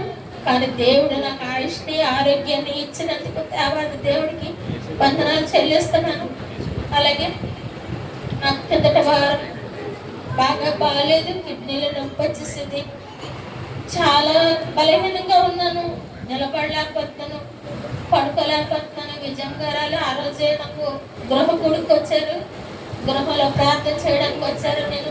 నేను ఎంతగానో నేను దేవుడికి ప్రార్థన చేసిన ప్రభావ నాకు ఏంటి నొప్పి వచ్చేస్తుంది, కాళ్ళు నొప్పి వచ్చేస్తుంది, తడువులో నొప్పి వచ్చేస్తుంది, కిడ్నీలు రెండు పక్కలు కూడా నొప్పి వచ్చేస్తున్నాయి. తండ్రి నేను భరించలేకపోతున్నాను, నేను ఏం చేయాలి ప్రభా, నీవు తప్ప నాకు ఎవరు లేరు, నువ్వే బాగు చేయగలవని నాలో నేను ప్రార్థన చేసుకున్నప్పుడు మా శ్రావణి ఎందుకంటే ఎలాగైపోతున్నాను అని చెప్తే చాలా నొప్పి వచ్చేస్తుందమ్మా, నడలేకపోతున్నాను అసలు అన్నప్పుడు అమ్మగారు ఫోన్ చేశారు. మగమ్మ ఇంటికి వస్తున్నామని చెప్పేసి, దేవాన్న మరి మీరు విన్నారు అని చెప్పేసి నేను దేవుడు కృతజ్ఞతలు చెల్లించుకున్నాను. అలాగే అమ్మగారు వచ్చి ప్రార్థన చేశారు. వచ్చేటప్పటికి బాగాలేదు, అయ్యగారు అమ్మగారు వచ్చారు, వచ్చి ప్రార్థన చేస్తారు. ప్రార్థన చేసిన తర్వాత కొంచెం నెమ్మది ఇచ్చింది. మళ్ళీ ఏ రాత్రి టైం అప్పుడు సరే మళ్ళీ ఇబ్బంది పెడుతుందేమో అని చెప్పి అప్పుడు బాబు వచ్చి నన్ను హాస్పిటల్ తీసుకెళ్ళినప్పుడు డాక్టర్ గారు అడిగారు, ఎందుకు మీ అమ్మ అప్పటికప్పుడు ఎప్పుడు కూడా చాలా బలహీనం అయిపోతుంది అడిగారు. అడిగినప్పుడు ఏమో తెలియదండి, ఇప్పటి వరకు బాగా 1 గంట వరకు కూడా బాగానే ఉంటుంది, కానీ 1 పావు గంటలో మళ్ళీ మనిషి మారిపోద్దండి, ఎందువల్ల తెలియదు, మరి అంత బలహీనం అయిపోద్ది అని చెప్పేసి అన్నారు. నేను అన్నాను, బాబు అప్పటికే బలం, నాకు అప్పటికే అదంతా దేవుడు చెప్తుంది అదే అని చెప్పేసి నేను చెప్పాను. చెప్పిన తర్వాత అలాగే నాకు దేవుడు స్వస్థత ఇచ్చాడు. దేవాది దేవుడికి వందనాలు. నా బిడ్డల పట్ల, నా కుటుంబం పట్ల ఆయన చేసిన గొప్ప మేలుకి కృతజ్ఞతాస్తుతితో చెల్లిస్తున్నాను. నా అల్లుడి విషయంలో అయితే గొప్ప కార్యం చేశాడు దేవుడు. మరి నా అల్లుడికి కాలుకి దెబ్బ తగిలింది, వెనక మడం పెంచి ఎగిరిపోయింది, ప్లేవెట్లు పడిపోయినప్పుడు నరాలు కట్టాలని చెప్పారు డాక్టరు. కచ్చపాలెంలోని రామారావు డాక్టర్ ఉన్నారు, అతని దగ్గరికి ఎంత తగిలినట్టు ఏ నరాలు ఏమి కట్టాలేదేమో బాగానే ఉండేది. ఆ పెంచిని మళ్ళీ వాటికి ఇది కుట్లు వేసారు. వేసిన 4 రోజులు అయిపోతుంది, అయినా మానలేదు. కాలు వాసిపోయి నల్లగా వచ్చేసింది, కాలు నడవలేకపోతున్నాడు. నడవలేనప్పుడు నేను చాలా కుర్రడుగా చూసి చాలా ఏడ్చాను. ఎందుకంటే మేము ఎప్పుడు కూడా బలహీనత అనేది ఎరగం. నా జీవితంలోనైతే నాకు మధ్యగాలన్నీ వచ్చింది బలహీనత, అలాగే నా కుమారుడు కూడా మధ్యగాలన్నీ బలహీనత వచ్చింది. యాక్సిడెంట్ అయింది, కన్ను పోయింది. అలాగే నా మాల్లుడికి కూడా మధ్యగాలన్నీ ఏడు తండ్రి కాలు చట్టగా నడుస్తున్నాడు, అసలు నడవలేని పరిస్థితిలో ఉన్నాడు. ప్రభు అని చెప్పేసి దేవుడు ప్రార్థన చేసుకుని ఆ రోజు అయిపోయిన తర్వాత ఆదివారం నైట్కి నేను ప్రార్థన చేసుకున్నాను. ఆదివారం సన్నిధికి వచ్చిన తర్వాత ప్రార్థన చేసుకున్నప్పుడు మా పాప చెప్పాను, అమ్మ మాకు డాక్టర్ గారు కేజీ డాక్టర్ గారు తెలుసు కదా, విజయ్ కుమార్ సార్కి ఒకసారి ఫోన్ చేయమ్మా అంటే, అమ్మ ఇతను వెళ్ళడమ్మా ప్రైవేట్ హాస్పిటల్కి గవర్నమెంట్ హాస్పిటల్కి వెళ్తామ్మా అని చెప్పి అనిసింది. అన్నప్పుడు నేను బాధపడ్డాను. సరే మీ ఇష్టమమ్మా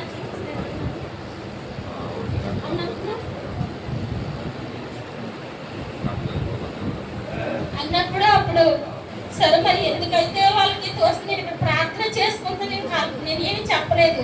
ఎందుకంటే చెప్పిన విన్నారని చెప్పేసి నేనేం చెప్పలేదు. చెప్పినప్పుడు ప్రార్థన చేసుకుంటున్నాను. అప్పుడు పాప ఇందువల్ల అప్పుడు క్లీన్ చేస్తాను, ఎందుకైనా మంచిది సార్కి ఫోన్ చేద్దాము, ఇది వాట్సాప్ పెడతాము అని చెప్పేసి ఆదివారం నైట్కి ఆ పిల్లేమో ఫోన్లోని వాట్సాప్ పంపించిందంటే పంపించిన డాక్టర్ గారు దెబ్బలాడి ఇప్పటి వరకు ఏడ్చేస్తున్నాను వరలక్ష్మి, ఇలాగ నిర్లక్ష్యం చేస్తాడు. లేదు సార్ అతను వెళ్ళనన్నారు శ్రావణ అంటే, లేదు నువ్వు అర్జెంటుగా సోమవారం తెల్లవారు 10 గంటలకల్లా పిల్లాడు తీసుకొని వచ్చేయాలని చెప్పారు. చెప్పినప్పుడు నేను వెళ్ళాను. మా పాప కూడా తీసుకొని వచ్చింది. అక్కడికి తీసుకుని వచ్చినప్పుడు వెంటనే నా స్కానింగ్లు ఎక్స్రే తీసిన తర్వాత నరాలు మొత్తం కట్ అయిపోయామ్మా, మెయిన్ నరం కూడా కట్ అయిపోయింది.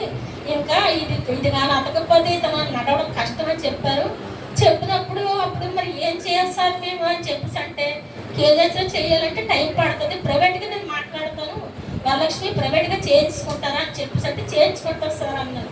అన్నప్పుడు అప్పుడు ఆయుష్ హాస్పిటల్లో వెంటనే బుధవారమే మళ్ళీ వెంటనే స్పాట్లో 20,000 కట్టి వెంటనే ఆపరేషన్ చేయించారు. చేయించిన తర్వాత దాన్ని మళ్ళీ అది ఓపెన్ చేసి ఆ పెచ్చు తీసి మళ్ళీ ఆ నరంకి జాయింట్ చేసి కుట్లు వేసారు. కుట్లు వేసిన తర్వాత అతనికి మళ్ళీ మొన్న ఓపెన్ చేసి క్లీన్ చేసిన తర్వాత దేవుడికి వందనాలు, బాగుంది, ఇప్పుడు బాగా అయ్యింది. ఏంటి పాపను అడిగాను, అమ్మ ఎలాగుందమ్మ కాలు అంటే, అమ్మ అప్పుడు మీద ఇప్పుడు కొద్దిగా పర్వాలేదమ్మా, కొద్దిగా మానింది కూడా అని చెప్పింది. నేను ఎంతగానో సంతోషించాను. దేవాది దేవుడికి వందనాలు చెల్లించుకున్న ప్రభా, నా పట్ల గొప్ప కార్యం చేస్తావు, నా ఇల్లు పట్ల కూడా గొప్ప కార్యం చేస్తావు తండ్రి, నీకే కృతజ్ఞత అవసరంతో చెల్లిస్తున్నానని చెప్పి దేవుడికి వందనాలు చెల్లించుకుంటాను. అలాగే నా భర్త విషయంలో ప్రార్థన చేయండి మారడానికి, నా కోడల విషయంలో కూడా ప్రార్థన చేయండి. ఇంత ముందు కంటే ఇప్పుడు కొంచెం పర్వాలేదు మా కోడలు. అలాగే మీ అందరి ప్రార్థన కూడా దేవుడు ఆలకించాడు, అలాగే నా ప్రార్థన కూడా దేవుడు ఆలకించాడు. ఆలకించి ఆ బిడ్డకు సంపూర్ణమైన స్వస్థత ఇచ్చినందుకు దేవాది దేవుడు వందనాలు స్తోత్రాలు చెల్లించుకొని మీ అందరి ప్రార్థన కూడా బిడ్డలకు జ్ఞాపకం చేసుకోమని అడిగించు. నజరేయుడైన యేసయ్య పరిశుద్ధ నామములో ఈ చిన్న ప్రార్థన స్తుతించి ప్రార్థించి బదులడి వేడుకుంటున్నాం తండ్రి. ఆమేన్.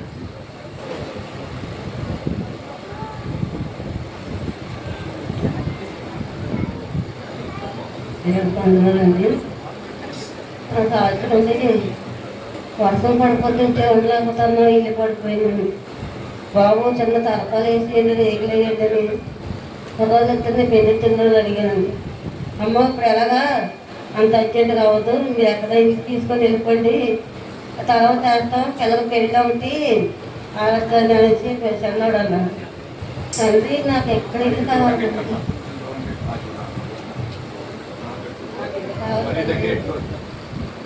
ఆయన ఎక్కడ నాకు ఇల్లు ఆయన వాళ్ళ ఇల్లు ఉండాలా బాగుండాలి. పెద్దోడు వెళ్తాను ఆన్లైన్తో తిరిగి వచ్చేది ఎక్కడ లేదు అన్నీ నేను గ్యాస్ వండుకోలేదంటే అనుకుని వండుకోవాలి ఆయన అలాగే నాకు చూపించాను మిగతా ఇంటికి ఎదురుగా ఉంది అది ఆ ఇంటి వేరే పండుగ అయితే 5 కిలో వండంటే కొత్తగా వంటలు కావాలి మనకి అమ్మాయి అంత చెప్పాను ఎంత తర్వాత చెప్తాను లేదు తర్వాత చెప్తాను కాదమ్మా ముందే చెప్పండి 15 అన్నది అది 15 ఇవ్వగలమ్మా తండ్రి ఏం చేస్తావు నాయన దేవుని ప్రార్థిస్తున్నాను నేను చెప్తానమ్మా అని చెప్పాను అలాగే డ్యాన్స్ అంటే కరెంట్ పిల్లలుగా దొరికింది అన్నీ బాగుంది తర్వాత మా అన్నవాడినట్టు ఇక్కడ ఒక కందిలో కలిసింది ఇక్కడే మా ఇంట్లోకి కలిస్తే పొలాలెత్తాను అందులో తీసుకోవాల్సింది ఇదంతా అందరూ అన్నారు ఎలా కాదమ్మా పెద్ద హాస్పిటల్కి వెళ్ళిపోవాలి హాస్పిటల్కి వెళ్ళి అక్కడికి వెళ్ళింది వెళ్ళకుండా రాసుకొని మళ్ళీ మాట్లాడుకుంటే తీయంతా వాసిపోయింది వాసిపోతే అలా కాదు గవర్నమెంట్ హాస్పిటల్ కానీ వెళ్ళంటే నేను ఏ హాస్పిటల్కి వెళ్ళాం దీంట్లో ముళ్ళు ఇచ్చిందంట నా దేవుడు నా ఎండ ఉంటే నాకు ముళ్ళు కాబట్టి ఏది ఉన్నా సరే పోతుంది రేపు నా చెయ్యి బాగుంటుంది చూడండి ముళ్ళు కూడా ఉంటుంది వాసన కూడా ఉంటుందని దేవుడు ప్రార్థించుకొని అన్నా 3వ రోజు చెయ్యంతా బాగుంది నాకు ముళ్ళు కూడా లేదు చేసుకోవాలి నాకు గట్టి దేవుడు నన్ను కాపాడు అయితే నల్లకపోతాను అక్కడి నుంచి తెడకి నా ప్రాణం ఎంతో బాధైపోయింది దూరం మరి బుద్ధికాలు ఇవ్వరు ఇంటికి వెళ్ళేసాను పుస్తకాలు అంతవరకు నేను రానప్పుడు టైం అయిపోయినాను దేవుడు నాకు గురించి ప్రార్థన చేయంటాను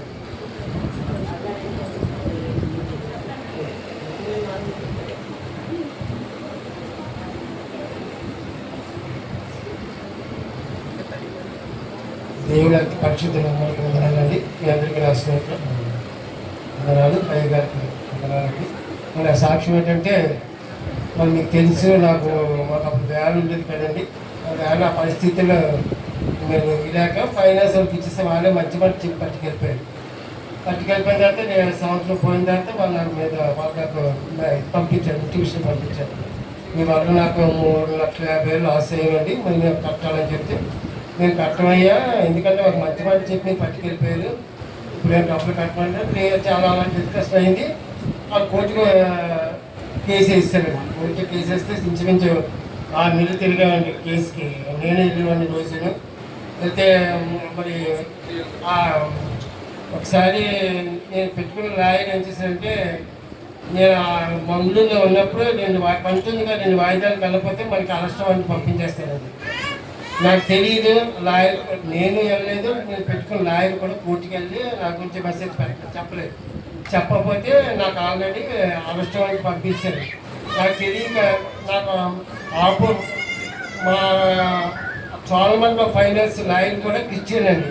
ఆయన నాకు ఫోన్ చేసి చెప్పాడు, ప్రసాద్ గారు మీకు ఆల్రెడీ అరెస్ట్ వాళ్ళకి పంపించారండి, మీరు వచ్చినప్పుడు ఏదైనా లాయర్ అన్నా తీసుకొని రావాలా లేదంటే ఎవరైనా జామీన్ అన్నా తీసుకొని రావాలంటే నేను అది చలిగా తెలియక నేను ఒక్కని వెళ్ళిపోయాను. పేరు పిలిచారు జడ్జి గారు, ప్రసాద్ అని గారు, నాన్నగారు పేరు అదే అనుగారు నన్ను లోపల సరెండర్ చేశారు. అది నేను లోపల కూర్చోబెట్టారు. సాయంత్రం 5 గంటల లోపు లాయర్ అన్నా తెచ్చుకోవాలా నేను, లేదంటే బెయిలన్నా ఎవరికైనా తీసుకొచ్చి బెయిలన్నా పెట్టుకోవాలి.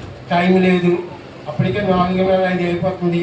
లేదంటే ఒక 10,000 ఉంటే బ్యాంకులో నా పేరుని డీడీ తీసి కోర్టుకి సబ్మిట్ చేస్తే నాకు బెయిల్ ఇస్తారండి. అది అప్పుడు టైం అయిపోయింది. అప్పుడు నేను ఫస్ట్ పెట్టుకున్న లాయర్ దగ్గర ఒక అమ్మాయి ఉండేదండి, గ్రామీణ అమ్మాయి, చాలా మంచి అమ్మాయి. ఎవరు నన్ను బయటికి పంపించదు, ఆ జడ్జి దగ్గర నేను కూర్చొని ఉండాలా. పైగా ఎవరు జడ్జి గారు రూమ్లోకి రాకూడదు, లాయర్స్ రావచ్చు. ఆ పాప వచ్చింది, అంకులు ఏ అమ్మాయికి ఉన్నామంటే అమ్మ ఇదే నా పరిస్థితి, ఆల్రెడీ నాకు అరెస్టవాన్ని పంపించారు. మరి ఆంటీకి ఫోన్, ఆంటీకి కూడా తెలిసి అమ్మాయి మాట్లాడి ఫోన్, ఆంటీ కూడా వచ్చి ఇప్పుడు బెయిల్ పెట్టాలంటే టైం కూడా లేదు, ఎలాగే ఏంటమ్మంటే అప్పుడు మీరు ఏం భయపడుతుంది, నేను ఉన్నాను, నేను జామీన్ పెడతాను అని చెప్పి ఎంత 5 నిమిషాల్లో ఆవిడ ఇచ్చేసి ఆ లాయర్ని జామీన్ పెడితే అంటే మనకి పంపించేస్తానండి. అలాగే రెండు సార్లు అండి సాధారణ నన్ను అలా ఇరిగించినండి. అంత అయిపోయిందంటే మరి 3వసారి జడ్జి గారు తీర్పు ఇచ్చారండి. 3,50,000 కాదు, నువ్వు 70,000 కట్టని నాకు తీర్పిచ్చారు. 4 రోజుల క్రితం తీర్పిచ్చానంటే కట్టేస్తానని చెప్పాను, కానీ మన దగ్గర డబ్బులు లేవు. ఈ పరిస్థితుల్లో 10,000, 20,000 అంటే మనకు చాలా ఎక్కువ అండి. అలా 70,000 కట్టాలా? మేము అనుకున్నాము లోన్ పెట్టాం కదా, లోన్ 70,000 కట్టకపోతే 6 నెలలు జైలు సెక్షన్. మరి 70,000 కట్టాలి ఎలాగా? మేము అనుకున్నాం లోన్ హౌస్ లోన్ పెట్టాం కదా, హౌస్ లోన్ అయిపోతే కట్టి వచ్చాను ధీమా మీద ఉండిపోతాం. కానీ ఈ హౌస్ లోన్ రోజుకి అలా పోస్ట్ పోన్ అయిపోతుంది. ఇంకేం చేస్తాను? నాకు మరి శుచి ఫోన్ చేశాను, అమ్మాయి ఇలా పరిస్థితి, మరి 60,000 కట్టకపోతే నేను లోపలికి వేస్తాను 6 నెలలు అంటే మరి పోయిన వారం తెచ్చిందని పెట్టాను. 70,000 తెస్తే మనం 10వ తారీఖు 9వ తారీఖు నుండి మరి కట్టామండి. దేవుడు ఆ సమస్య నుంచి మరి వినిపించాడండి. మరి ఓట్లు అయితే మరి ఎన్ని ఇబ్బందులు పడ్డాను. మరి అయితే అందుకే అంటారు చాలామంది పోలీస్ స్టేషన్కి కోర్టుకి వెళ్ళకూడదు అంటారు. ఆయన ఉదయం 10 గంటలకు నేను వెళ్తే సాయంత్రం 5 గంటలకు వదిలేవాడు నా చర్చి గారు. అంత ఇబ్బంది పెట్టారు. ఎందుకంటే ఏదో మరి కట్టేస్తాడో మరి ఏం చేస్తాడో ఏమో తెలియదు. కానీ సాతాను ఉదయం రోజు వాళ్ళు మామూలు కోర్టులు అయితే నెలకొకసారి 2 నెలలకు ఒకసారి వాయిదా వేస్తానండి. నేను వెళ్ళి కోర్టు అనుకోనండి. ఈ సోమవారం వేస్తే నెక్స్ట్ ఈ శనివారం కానీ వచ్చి మంగళవారం కానీ వారానికి ఒకసారి వేసేవాడండి. అలాగే రోజు 10 గంటలకు వెళ్ళేవాడిని, సాయంత్రం 5 గంటలకు వచ్చేవాడు. పని ఉండేది కాదు, నేను భోజనం అలా కూర్చొని ఉండేవాడండి. అదొక దేవుడి కార్యం చేశానండి. మరి ఈ అయితే నేను మధ్యాహ్నం రాత్రి 12 గంటలకి డ్యూటీకి బయలుదేరి వెళ్ళానండి. 2 గంటలకి నాకు బండిస్తాను, అది శ్రీకాకుళం పట్టుకెళ్ళాలండి. నేను ఆల్రెడీ వెళ్తున్నాను తగలపల్సి దాని తర్వాత భోగాపురం తర్వాత నాతో టోల్గేట్ ఉంటుందండి. ఆ టోల్గేట్కి నా బండి పెట్టిన తర్వాత ఫాస్టాగ్లో డబ్బులు లేవండి. వాళ్ళు అన్నారు ఫాస్టాగ్లో డబ్బులు లేదు, బండి బ్యాక్ వచ్చేయంటే బండి వెనక్కి పెట్టి మా వాళ్ళకి ఫోన్ చేస్తే ఆయన సేమ్లాలో ఉన్నాడండి. ఆయన ఆర్మీ అనమాట. ఆయన ఫోన్ ఎత్తలేదు. ఫోన్ ఎత్తకపోతే ఇంకో ఫ్రెండ్ ఆయన దగ్గరికి అడుగుతున్నాను, ఎవరి దగ్గరికి బండి ఎట్టేస్తే టైం అయిపోతుంది. 5 గంటలకల్లా నేను శ్రీకాకుళం అప్పులో పెట్టాలండి. అప్పులో పెట్టకపోతే నాకు కొంచెం ఫైన్ వేస్తాడు, బండి వాళ్ళకి ఫైన్ వేస్తాడు ఆ కంపెనీ. అప్పుడు బండి బ్యాక్ వచ్చేసి నేను టోల్కి ఎవరుతుంటారు కానీ చిన్నవి మా ఇంట్లో వైపు కాకుండా అవతల వైపుతో మాట్లాడుతున్నానండి. బాబు నా దగ్గర మాకు కోల్పోయే డబ్బులనే మన ఫాస్టాగ్ చేయడం రాదు, నీకు చేయడం వచ్చాని ఇలా ఒంగోలు మాట్లాడుతున్నానండి. మాట్లాడుతుంటే అక్కడి నుంచి లారీ జమ్ముని ఇస్తుందండి. లారీ అంటే అది మామూలు కారుకి అట్లకైతే ఓ మనిషి అటో మనిషి ఇటో మనిషి నిలబడినా తప్పుకొని వెళ్ళిపోతామండి. లారీ అయితే మనిషి నిలబడితే ఈడ్చుకెళ్ళిపోద్దండి. నన్ను చూసుకోలేదు. అంటే డ్రైవర్ రైట్ హ్యాండ్ ఉంటాడు కదా, నేను లెఫ్ట్ హ్యాండ్లో ఉన్నానండి. అచ్చసారి క్యాబ్లో ఉంటే ఒంగోలు మాట్లాడుతున్నాను. ఇది అక్కడి నుంచి చాలా మంది చూసి బాబాయ్ బాబాయ్ బాబాయ్ క్యాక్ చేస్తానండి. బుద్ధికి వెళ్ళిపోతున్నాను. క్యాక్ చూడలేదు. బ్యాక్ సైడ్గా చూడకుండా ఏం చేయాలి కప్పుకుని చూసి పరిగెట్టాడు. అంటే పరిగెట్టించి దాటి కొద్దిలాగా కథం పక్కనేమండి కథ ఒంగోలు దాటిపోతే పైన అప్పుడు తోగుంటాను. తోవలు ఎక్కించని చెప్పి ఇలా ఒంగున్నానండి. ఒంగుంటే ఆ కథ 10 అడుగుల్లో ఉంటుంది. కానీ ఆ ఫాస్టాగ్ రీఛార్జ్ చెప్పి కళ్ళు వేసిపోయింది. ఇలా ఊరికే వేసిపోయింది. తగిలిస్తే మొత్తం ఇదంతా పడిపోయాను. కింద తగలగానే కింద పడిపోయాను. అప్పుడు ఒకసారి చాలా స్పీడ్గా లెగిస్తుంది నా కథ, చాలా ఫోర్స్గా లెగిస్తుంది. నేనంటే ఒంగోని కథ దాటిస్తే నేను బతికేస్తాను కదా అని చెప్పి లారీకి నేను తగలి కదా చెప్పి నేను ఒంగోని దాటిపోయాను. ఇదేం చేద్దంటే 10 అడుగులు 5 అడుగులు దూరంలో ఉంటుంది. కానీ ఫాస్టాగ్ రీచ్ అయిపోయి ఆటోమేటిక్గా కథలు వేసిపోయింది. ఇంకా ఒంగోలో ఇలా వేసిన పోలీసులు నాకు కింద పడిపోయాను. ఈ లారీ కూడా ఇక్కడ నేను ఎక్కించేసాను అనుకొని ఆ లారీ కూడా ఇంకో ఎక్కడ ఆడుకొని పారిపోయాను. పారిపోతే నీకు 10-33 5 నెంబర్లు ఉంటాయి చూడండి. 10-33 నెంబర్లు ఆ వ్యాన్ అక్కడే ఉందండి. నెక్స్ట్ అక్కడ అంబులెన్స్ ఉంటుందండి. ఫాస్టాగ్ దగ్గర అంబులెన్స్ ఉంటుందండి. అప్పుడు అంతా పరిగెట్టి వచ్చి ఆల్రెడీ అక్కడ అంతా ట్రీట్మెంట్ చేసి ఇదంతా ఇలా వాసిపోయి ఇప్పుడు నొప్పుకుందండి. ఇదంతా వాసిపోయింది. కంప్లైంట్ ఇద్దామని చెప్పి ఆల్రెడీ సీసీ కెమెరా అనేది తీసి అవతల వైపు పోస్ట్ పట్టాకండి 5 కిలోమీటర్ల పోలీస్ స్టేషన్ ఉంటుంది. అక్కడ కంప్లైంట్ ఇస్తామని చెప్పి వాళ్ళు ఆల్రెడీ ప్రిపేర్ అయిపోతున్నారు. వద్దులేమ్మా నేను అక్కడ అప్పుకి వెళ్ళాలా, నాకేం అవ్వలేదు, తీసుకుపోయాను, కొంచెం నొప్పిగా ఉంది కానీ పర్లేదు, ఏం అవ్వలేదు, నేను వెళ్ళిపోతానని చెప్పి మళ్ళీ తీసుకొచ్చానండి. కొంచెం నొప్పిగా ఉన్నాను. ఎందుకంటే ఈరోజు నేను నిద్ర ఉండదు కదా, ప్రాసం రావద్దు, పడుకోవచ్చు అని చెప్పి అనుకుని బయలుదేరి వెళ్ళానండి. కానీ ఇది పెట్టి దేవుడు మన నన్ను ఇక్కడ నడిపించి ఈ సాక్షిగా నేను వాడుకోనండి. మరి నేను ఎక్కువగా రాత్రి ప్రయాణం చేస్తూ ఉంటానండి. మరి నా గురించి ప్రార్థన చేయండి, మా కుటుంబం గురించి, మా పిల్లల గురించి నేను ప్రార్థన జ్ఞాపకం చేసుకుంటానని చిన్న సాక్ష్యం దేవుడు దీవించింది కాక.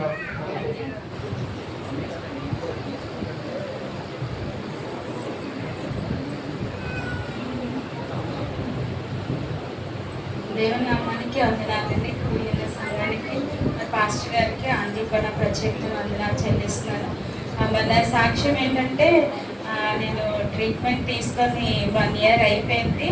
నాకు అది పూర్తిగా ట్రీట్మెంట్ అయిపోయి, సో 1 year తర్వాత నేను రెగ్యులర్గా చెకప్కి వెళ్ళాలి. నాకు మంత్కి రమ్మంటారు. 1 year అయిపోయింది కాబట్టి మళ్ళీ ఒకసారి చెకప్ చేయాలని చెప్పారు. అయితే ఒక స్కాన్ తీస్తారు, పెట్ స్కాన్. అది చాలా ఎక్స్పెన్సివ్. మరి అది ఒక 25,000 అలా ఉంటుంది. మరి అందరికీ ఇస్తారు డిస్కౌంట్. అయితే నేను స్కాన్కి కూడా వెళ్ళడం జరిగింది. వెళ్ళే ముందు నేను ఆంటీతోని, విజయ ఆంటీతో, సునీత ఆంటీతోటి, అలాగే సుజాత కూడా నాకు ప్రార్థన చేశారు. అందరూ ప్రార్థన చేశారు. మరి అయితే నాకు పెట్ స్కాన్కి వెళ్ళే ముందు డాక్టర్ ఫస్ట్ నార్మల్గా చెకప్ చేస్తారండి. చెకప్ చేసినప్పుడు మరి ఆ పుట్టిన దగ్గర కొంచెం కట్ చేసి పీస్ తీసిన దగ్గర అక్కడ కొంచెం గట్టిగా అయిపోయింది. నేను లాస్ట్ టైం కూడా చెప్పాను.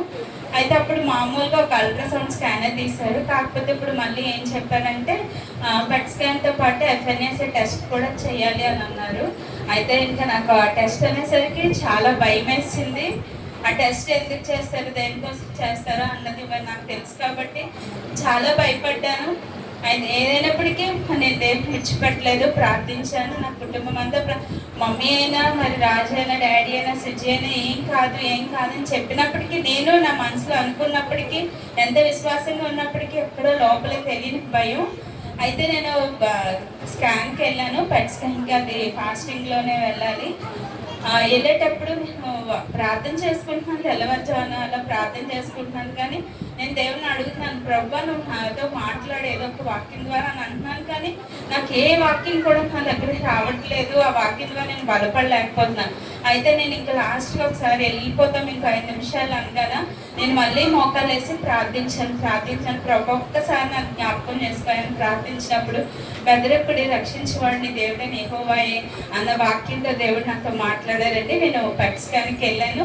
వెళ్ళిన తర్వాత వితౌట్ ఫాస్టింగ్లో వెళ్తాం కదా, ఇంజెక్షన్స్ ఇస్తారు స్కానింగ్ పంపించడానికి. ఇంజెక్షన్స్ ఇచ్చిన తర్వాత ఒక రూమ్లో పెడతారు. ఒక రూమ్లో 1 hour వాళ్ళ అబ్జర్వేషన్ ఉంచుతారు. అయితే నాతో పాటు ఇంకా చాలామంది 4 ఉంటారు. 4 chambers ఉంటాయి. వాళ్ళందరూ పెద్ద ఏజ్, నేనే చిన్నదాన్ని. వాళ్ళందరూ నన్ను చూస్తున్నారు. నేనైతే ఏం ఆలోచించలేదు. అక్కడ చైర్ వేస్తారు. ఏంటంటే అక్కడ మెడిసిన్ తీసుకున్న తర్వాత అసలు పేషెంట్ డ్రెస్ కానీ అసలు ఎటువంటి ఇబ్బంది పడకూడదు, చైర్లో రిలాక్స్డ్గా కూర్చోవాలి. నేనైతే కూర్చోలేదు. నా పేరు వచ్చేంత వరకు మైక్లో అనౌన్స్ చేస్తారు వాళ్ళు. అయితే నేను అక్కడే మోకాలు వేసి నేను దేవునికి ప్రార్థించాను, ప్రభా ఇదే నా లాస్ట్ స్కాన్ అవ్వాలి. నేను ఇంకా మరన్నడి హాస్పిటల్ మెట్టి కూడా ఎక్కకూడదు ప్రభా. నేను వచ్చి ప్రార్థన చేసుకున్నాను. దేవుడు నా ప్రార్థన ఆలకించాను. నేను స్కాన్కి వెళ్ళాను. 15 minutes చేస్తారు. మరి స్కాన్ రిపోర్ట్ అంతట్లో అది 1 week టైం పడుతుంది. నేను మళ్ళీ వెళ్ళినప్పుడు ఆ స్కాన్ రిపోర్ట్లో ఎక్కడ కూడా ఏ బాడీ అంటే ఒక దాని మీద అటాక్ అయిన తర్వాత వచ్చిన డిసీజెస్ ఒకదాని తర్వాత దాన్ని అలా వ్యాపించేస్తుంది. కానీ అది వచ్చిన చోటు కూడా అది ఎక్కడ కూడా లేకుండా దేవుడిని ఎంతగానో ముట్టి స్వస్థపరిచాడు. అలాగే FNAC టెస్ట్లో కూడా మరి అక్కడ గట్టిగా ఉంది. అది ఏంటి అని చూసినప్పుడు కూడా అది అక్కడ చిన్న నీరు కట్టింది. ఆ నీరు కూడా ప్రమాదకరమైనది, అది ఏంటి కాదు, మామూలుగా దెబ్బ తగిలితే నీరు ఉంటుంది కదా అదే అని అన్నారు. మరి దేవుడు మరొకసారి నా కుటుంబాన్ని జ్ఞాపకం చేసుకొని నన్ను సజీవ లెక్కలో నిలబెట్టారండి. మరి అయితే నా భర్త సాక్ష్యం చెప్తా అని అనుకున్నారు. మరి అనుకున్న రీతిగా ఒరిస్సా వెళ్ళాల్సి వచ్చింది. తన ప్రయాణాలు కూడా జ్ఞాపకం చేసుకోండి. మరి మా డాడీ సాక్ష్యం చెప్పారు. దాన్ని బట్టి కూడా మేము దేవుని ఎంతో ప్రార్థించాం. మా కన్నీరు దేవుడు తుడిచాడు. మరి డాడీ మర్చిపోయి 70,000 అన్నారు. కానీ 70,000 కాదండి, 90,000 కట్టాము. చాలా శ్రమ పడ్డాము, ఎంతో వేదన. అయితే అది 3 వాయిదాలే కానీ చాలా సార్లు తిరిగారు కోర్టుకి. మరి దేవుడిని నమ్ముకున్న బిడ్డలు మరి అక్కడికి వెళ్ళండి. మన దేవుడి న్యాయకర్త కాబట్టి 3 లక్షలు కట్టమని కూర్చున్న వాళ్ళు మరి ఎంతో అద్భుతంగా 90,000తోని మరి కేసు అనేది క్లోజ్ అయిపోయింది. మరి మాకు రావాల్సిన ఒక బాండ్స్ కానీ చెక్స్ కానీ వాళ్ళు ముందుగానే ప్లాన్ చేసి ఇదంతా చేశారు. ఆ బాండ్స్ ఎన్ఓసీలు రావడానికి వాళ్ళు పర్మిషన్ అడిగారు. మళ్ళీ సాధారణ ఎటువంటి గలిబిలు పట్టకుండా మరి ఎన్ఓసీలు చెక్లు అవన్నీ కూడా మాకు తిరిగి వచ్చేలాగా మీ అందరి ప్రార్థన జ్ఞాపకం చేసుకోండి. మరి దూర ప్రయాణాలు చేస్తుండగా మంచి ఆరోగ్యం కోసం కూడా మీరు అందరూ ప్రార్థన చేయమని ఈ చిన్న సాక్ష్యం దేవుడు దీవించిన గాక.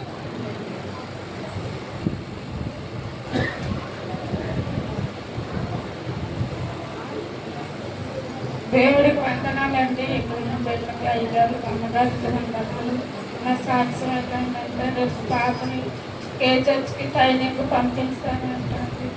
రాత్రి 7 గంటలకల్లా అక్కడ ఉండాలంటండి. ఆ చెంటు బిడ్డల కోసం మీ అందరూ ప్రార్థన చేయాలి. ఆ బిడ్డ కోసం కూడా ఆ ట్రైనింగ్ అంతా పూర్తయిపోయినట్టు కూడా చదువు అంతా పూర్తయిపోయినట్టు ఆ సర్టిఫికేట్ మా వచ్చినట్టు మీ అందరూ ప్రార్థన చేయాలి. ఆ యాక్టివిటీ కూడా పేరు పంపించినట్టు మీ అందరూ ప్రార్థన చేయండి. నాకు కోసం కూడా ప్రార్థన చేయండి. మీ చిన్న సాక్ష్యం దేవుని దీవించిన బాగా. అద్భుతమైనటువంటి సాక్ష్యాలు మనం విన్నాం. చిన్న ప్రార్థన చేస్తాం. సాక్ష్యం ఏమంటే మహాపరిశుద్ధుడు సర్వశక్తి కృపానిధి కరుణా సంపన్న కృపా దేవ నీ పరిశుద్ధ పాదాలకు ఉన్న స్తోత్రం చెల్లించుకుంటాం. ఇంతవరకు మమ్మల్ని సజీవ చెంపులోంచి నీ కాపుదాత భద్రత మమ్మల్ని గొప్ప తండ్రి మేము మా పట్ల చేస్తున్న మేలుని బట్టి నీకు స్తుతులు స్తోత్రాలు చెల్లించుకున్నాం. మా దేవుడిగా తండ్రిగా మీరు మాకుంటూ మాకు ఆశ్రయదుర్గంగా ఉంటూ మమ్మల్ని నడిపిస్తున్న గొప్ప తండ్రి స్తోత్రాలు. ఇంతవరకు మీరుండి కార్యక్రమాన్ని మీరు మహిమ పొందారు. నీకు స్తోత్రాలు. సాక్ష్యం తెలియజేసిన బిడ్డను బట్టి నేను పాదసన్నిధికి వస్తున్నాను. మంగమ్మ గారికి కావాల్సిన ఆరోగ్యాన్ని అనుగ్రహించండి. నూకరత్నం గారికి కావాల్సిన ఆరోగ్యాన్ని బలాన్ని శక్తిని వీటికి అనుగ్రహించి క్రమంగా నీ మందిరానికి తోడుకొని రమ్మని ప్రకటిస్తున్నాం. అలాగే ప్రభా ప్రసాద్ గారిని బట్టి నేను పాదసన్నిధికి వస్తున్నాం. మా తండ్రి ఆయన ప్రయాణాల్లో ఇక ప్రభా డ్రైవింగ్లో మీరు చేస్తున్న అనేకమైనటువంటి అద్భుత కార్యాలు ఆశ్చర్య కార్యాలు బట్టి నీకు స్తోత్రాలు. కోరుతూ ప్రభావ గడిచిన దినాల్లో కలిగినటువంటి ఆ శోధన నుంచి మీరు తప్పించారు మా తండ్రి. నీకు స్తోత్రాలు వందనాలు మా ప్రభా. అలాగే ఆ టోల్ గేట్ సమీప ప్రాంతంలో జరిగినటువంటి ఇన్సిడెంట్లో మీరు కాపుదాలు ఇచ్చారు, భద్రత ఇచ్చారు. నేను నమ్మిన బిడ్డల్ని ప్రభు నువ్వు కాపాడుతానని తండ్రి విశ్వాసంతో మేము ఉంటున్న తండ్రి. ఆ విధంగా మమ్మల్ని కాపాడుకొస్తున్న గొప్పదేవ ఇక సహోదరిని మీరు కాపాడుతున్నందుకు మీకు స్తోత్రాలు వందనాలు చెల్లించుకుంటున్నాం మా తండ్రి. మా ప్రభా అలాగే తండ్రి ఆ యొక్క వెహికల్ విషయంలో మా తండ్రి ఫైనాన్స్ విషయంలో మా తండ్రి ఆ యొక్క కోర్టు ఆర్డర్ అరెస్ట్ విషయంలో కూడా మీరు సహాయం చేశారు, కాపుదాలు ఇచ్చారు, భద్రత ఇచ్చారు, తప్పించారు మా తండ్రి. మీకు స్తోత్రాలు వందనాలు. రానున్న దినాల్లో కూడా మా ప్రభా మా తండ్రి పెట్టిన పక్షంగా మీరుండి మా తండ్రి సమస్తము ఇక ప్రభా సమాధానకరంగా జరిగించమని కూడా అడుగుతున్నాం. ఆర్థికమైనటువంటి అవసరతలన్నింటిని కూడా నీ మహిమైశ్వర్యంలో తీర్చమని కూడా అడుగుతున్నాం. రేపు ప్రసాద్ గారికి కావాల్సిన జ్ఞానాన్ని రేపు నెమ్మది సమాధానము సంతోషం పెట్టి జీవితంలో అనుగ్రహించమని ప్రాముఖ్యంగా మొత్తంటే డ్రైవింగ్ విషయంలో మీరు సహాయం చేయండి. మీరే ఆయన కుడి పక్కన ఉండి నీ కాపుతల్లో పెట్టి నుండి నడిపించుకోమని కూడా అడుగుతున్నాం. సహాయం చేయండి. బ్యూలా విషయంలో కూడా మా తండ్రి ఈ యొక్క ట్రీట్మెంట్ విషయంలో సహాయం చేశారు. ఆ మెడికల్ చెకప్ విషయంలో చేసిన అద్భుత కార్యాన్ని బట్టి నీకు అందాం. ఏ విధమైనటువంటి కాంప్లికేషన్స్ లేకోకుండా నార్మల్గా రిపోర్ట్ రావడానికి కృప చూపించారు. దాన్ని బట్టి నీకు స్తోత్రాలు వందనాలు. ప్రభా బిడ్డ కావాల్సిన సంపూర్ణ ఆరోగ్యము బలము శక్తిని పెట్టుకించి నీ సాధనముగా నీ సాక్షిగా వాడుకోమని కూడా అడుగుతున్నాం. సత్యాయుగ ప్రభావ సాక్ష్యం తెలియదు ఏమి దాన్ని బట్టి తనకి ఇచ్చిన కుమారుని బట్టి నీకు అవతరం ఉంచమని కూడా అడుగుతున్నాం. చదువుతున్నా చేస్తున్న ట్రైనింగ్ విషయం సహాయం చేయండి. అది సంపూర్ణం అవ్వడానికి నీ కృప చూపించి మీరు మహిమ పొందమని కూడా అడుగుతూ ఈ కొద్దింట్లో మోకరికే తిరిగి రానున్నా నజరేయుడైన యేసు పరిశుద్ధ నామములో అడిగి వేడుకుంటున్నాం తండ్రి. ఆమేన్. ఆమేన్. సమయంలో స్తుతి ఆరాధన చేసుకున్నామండి.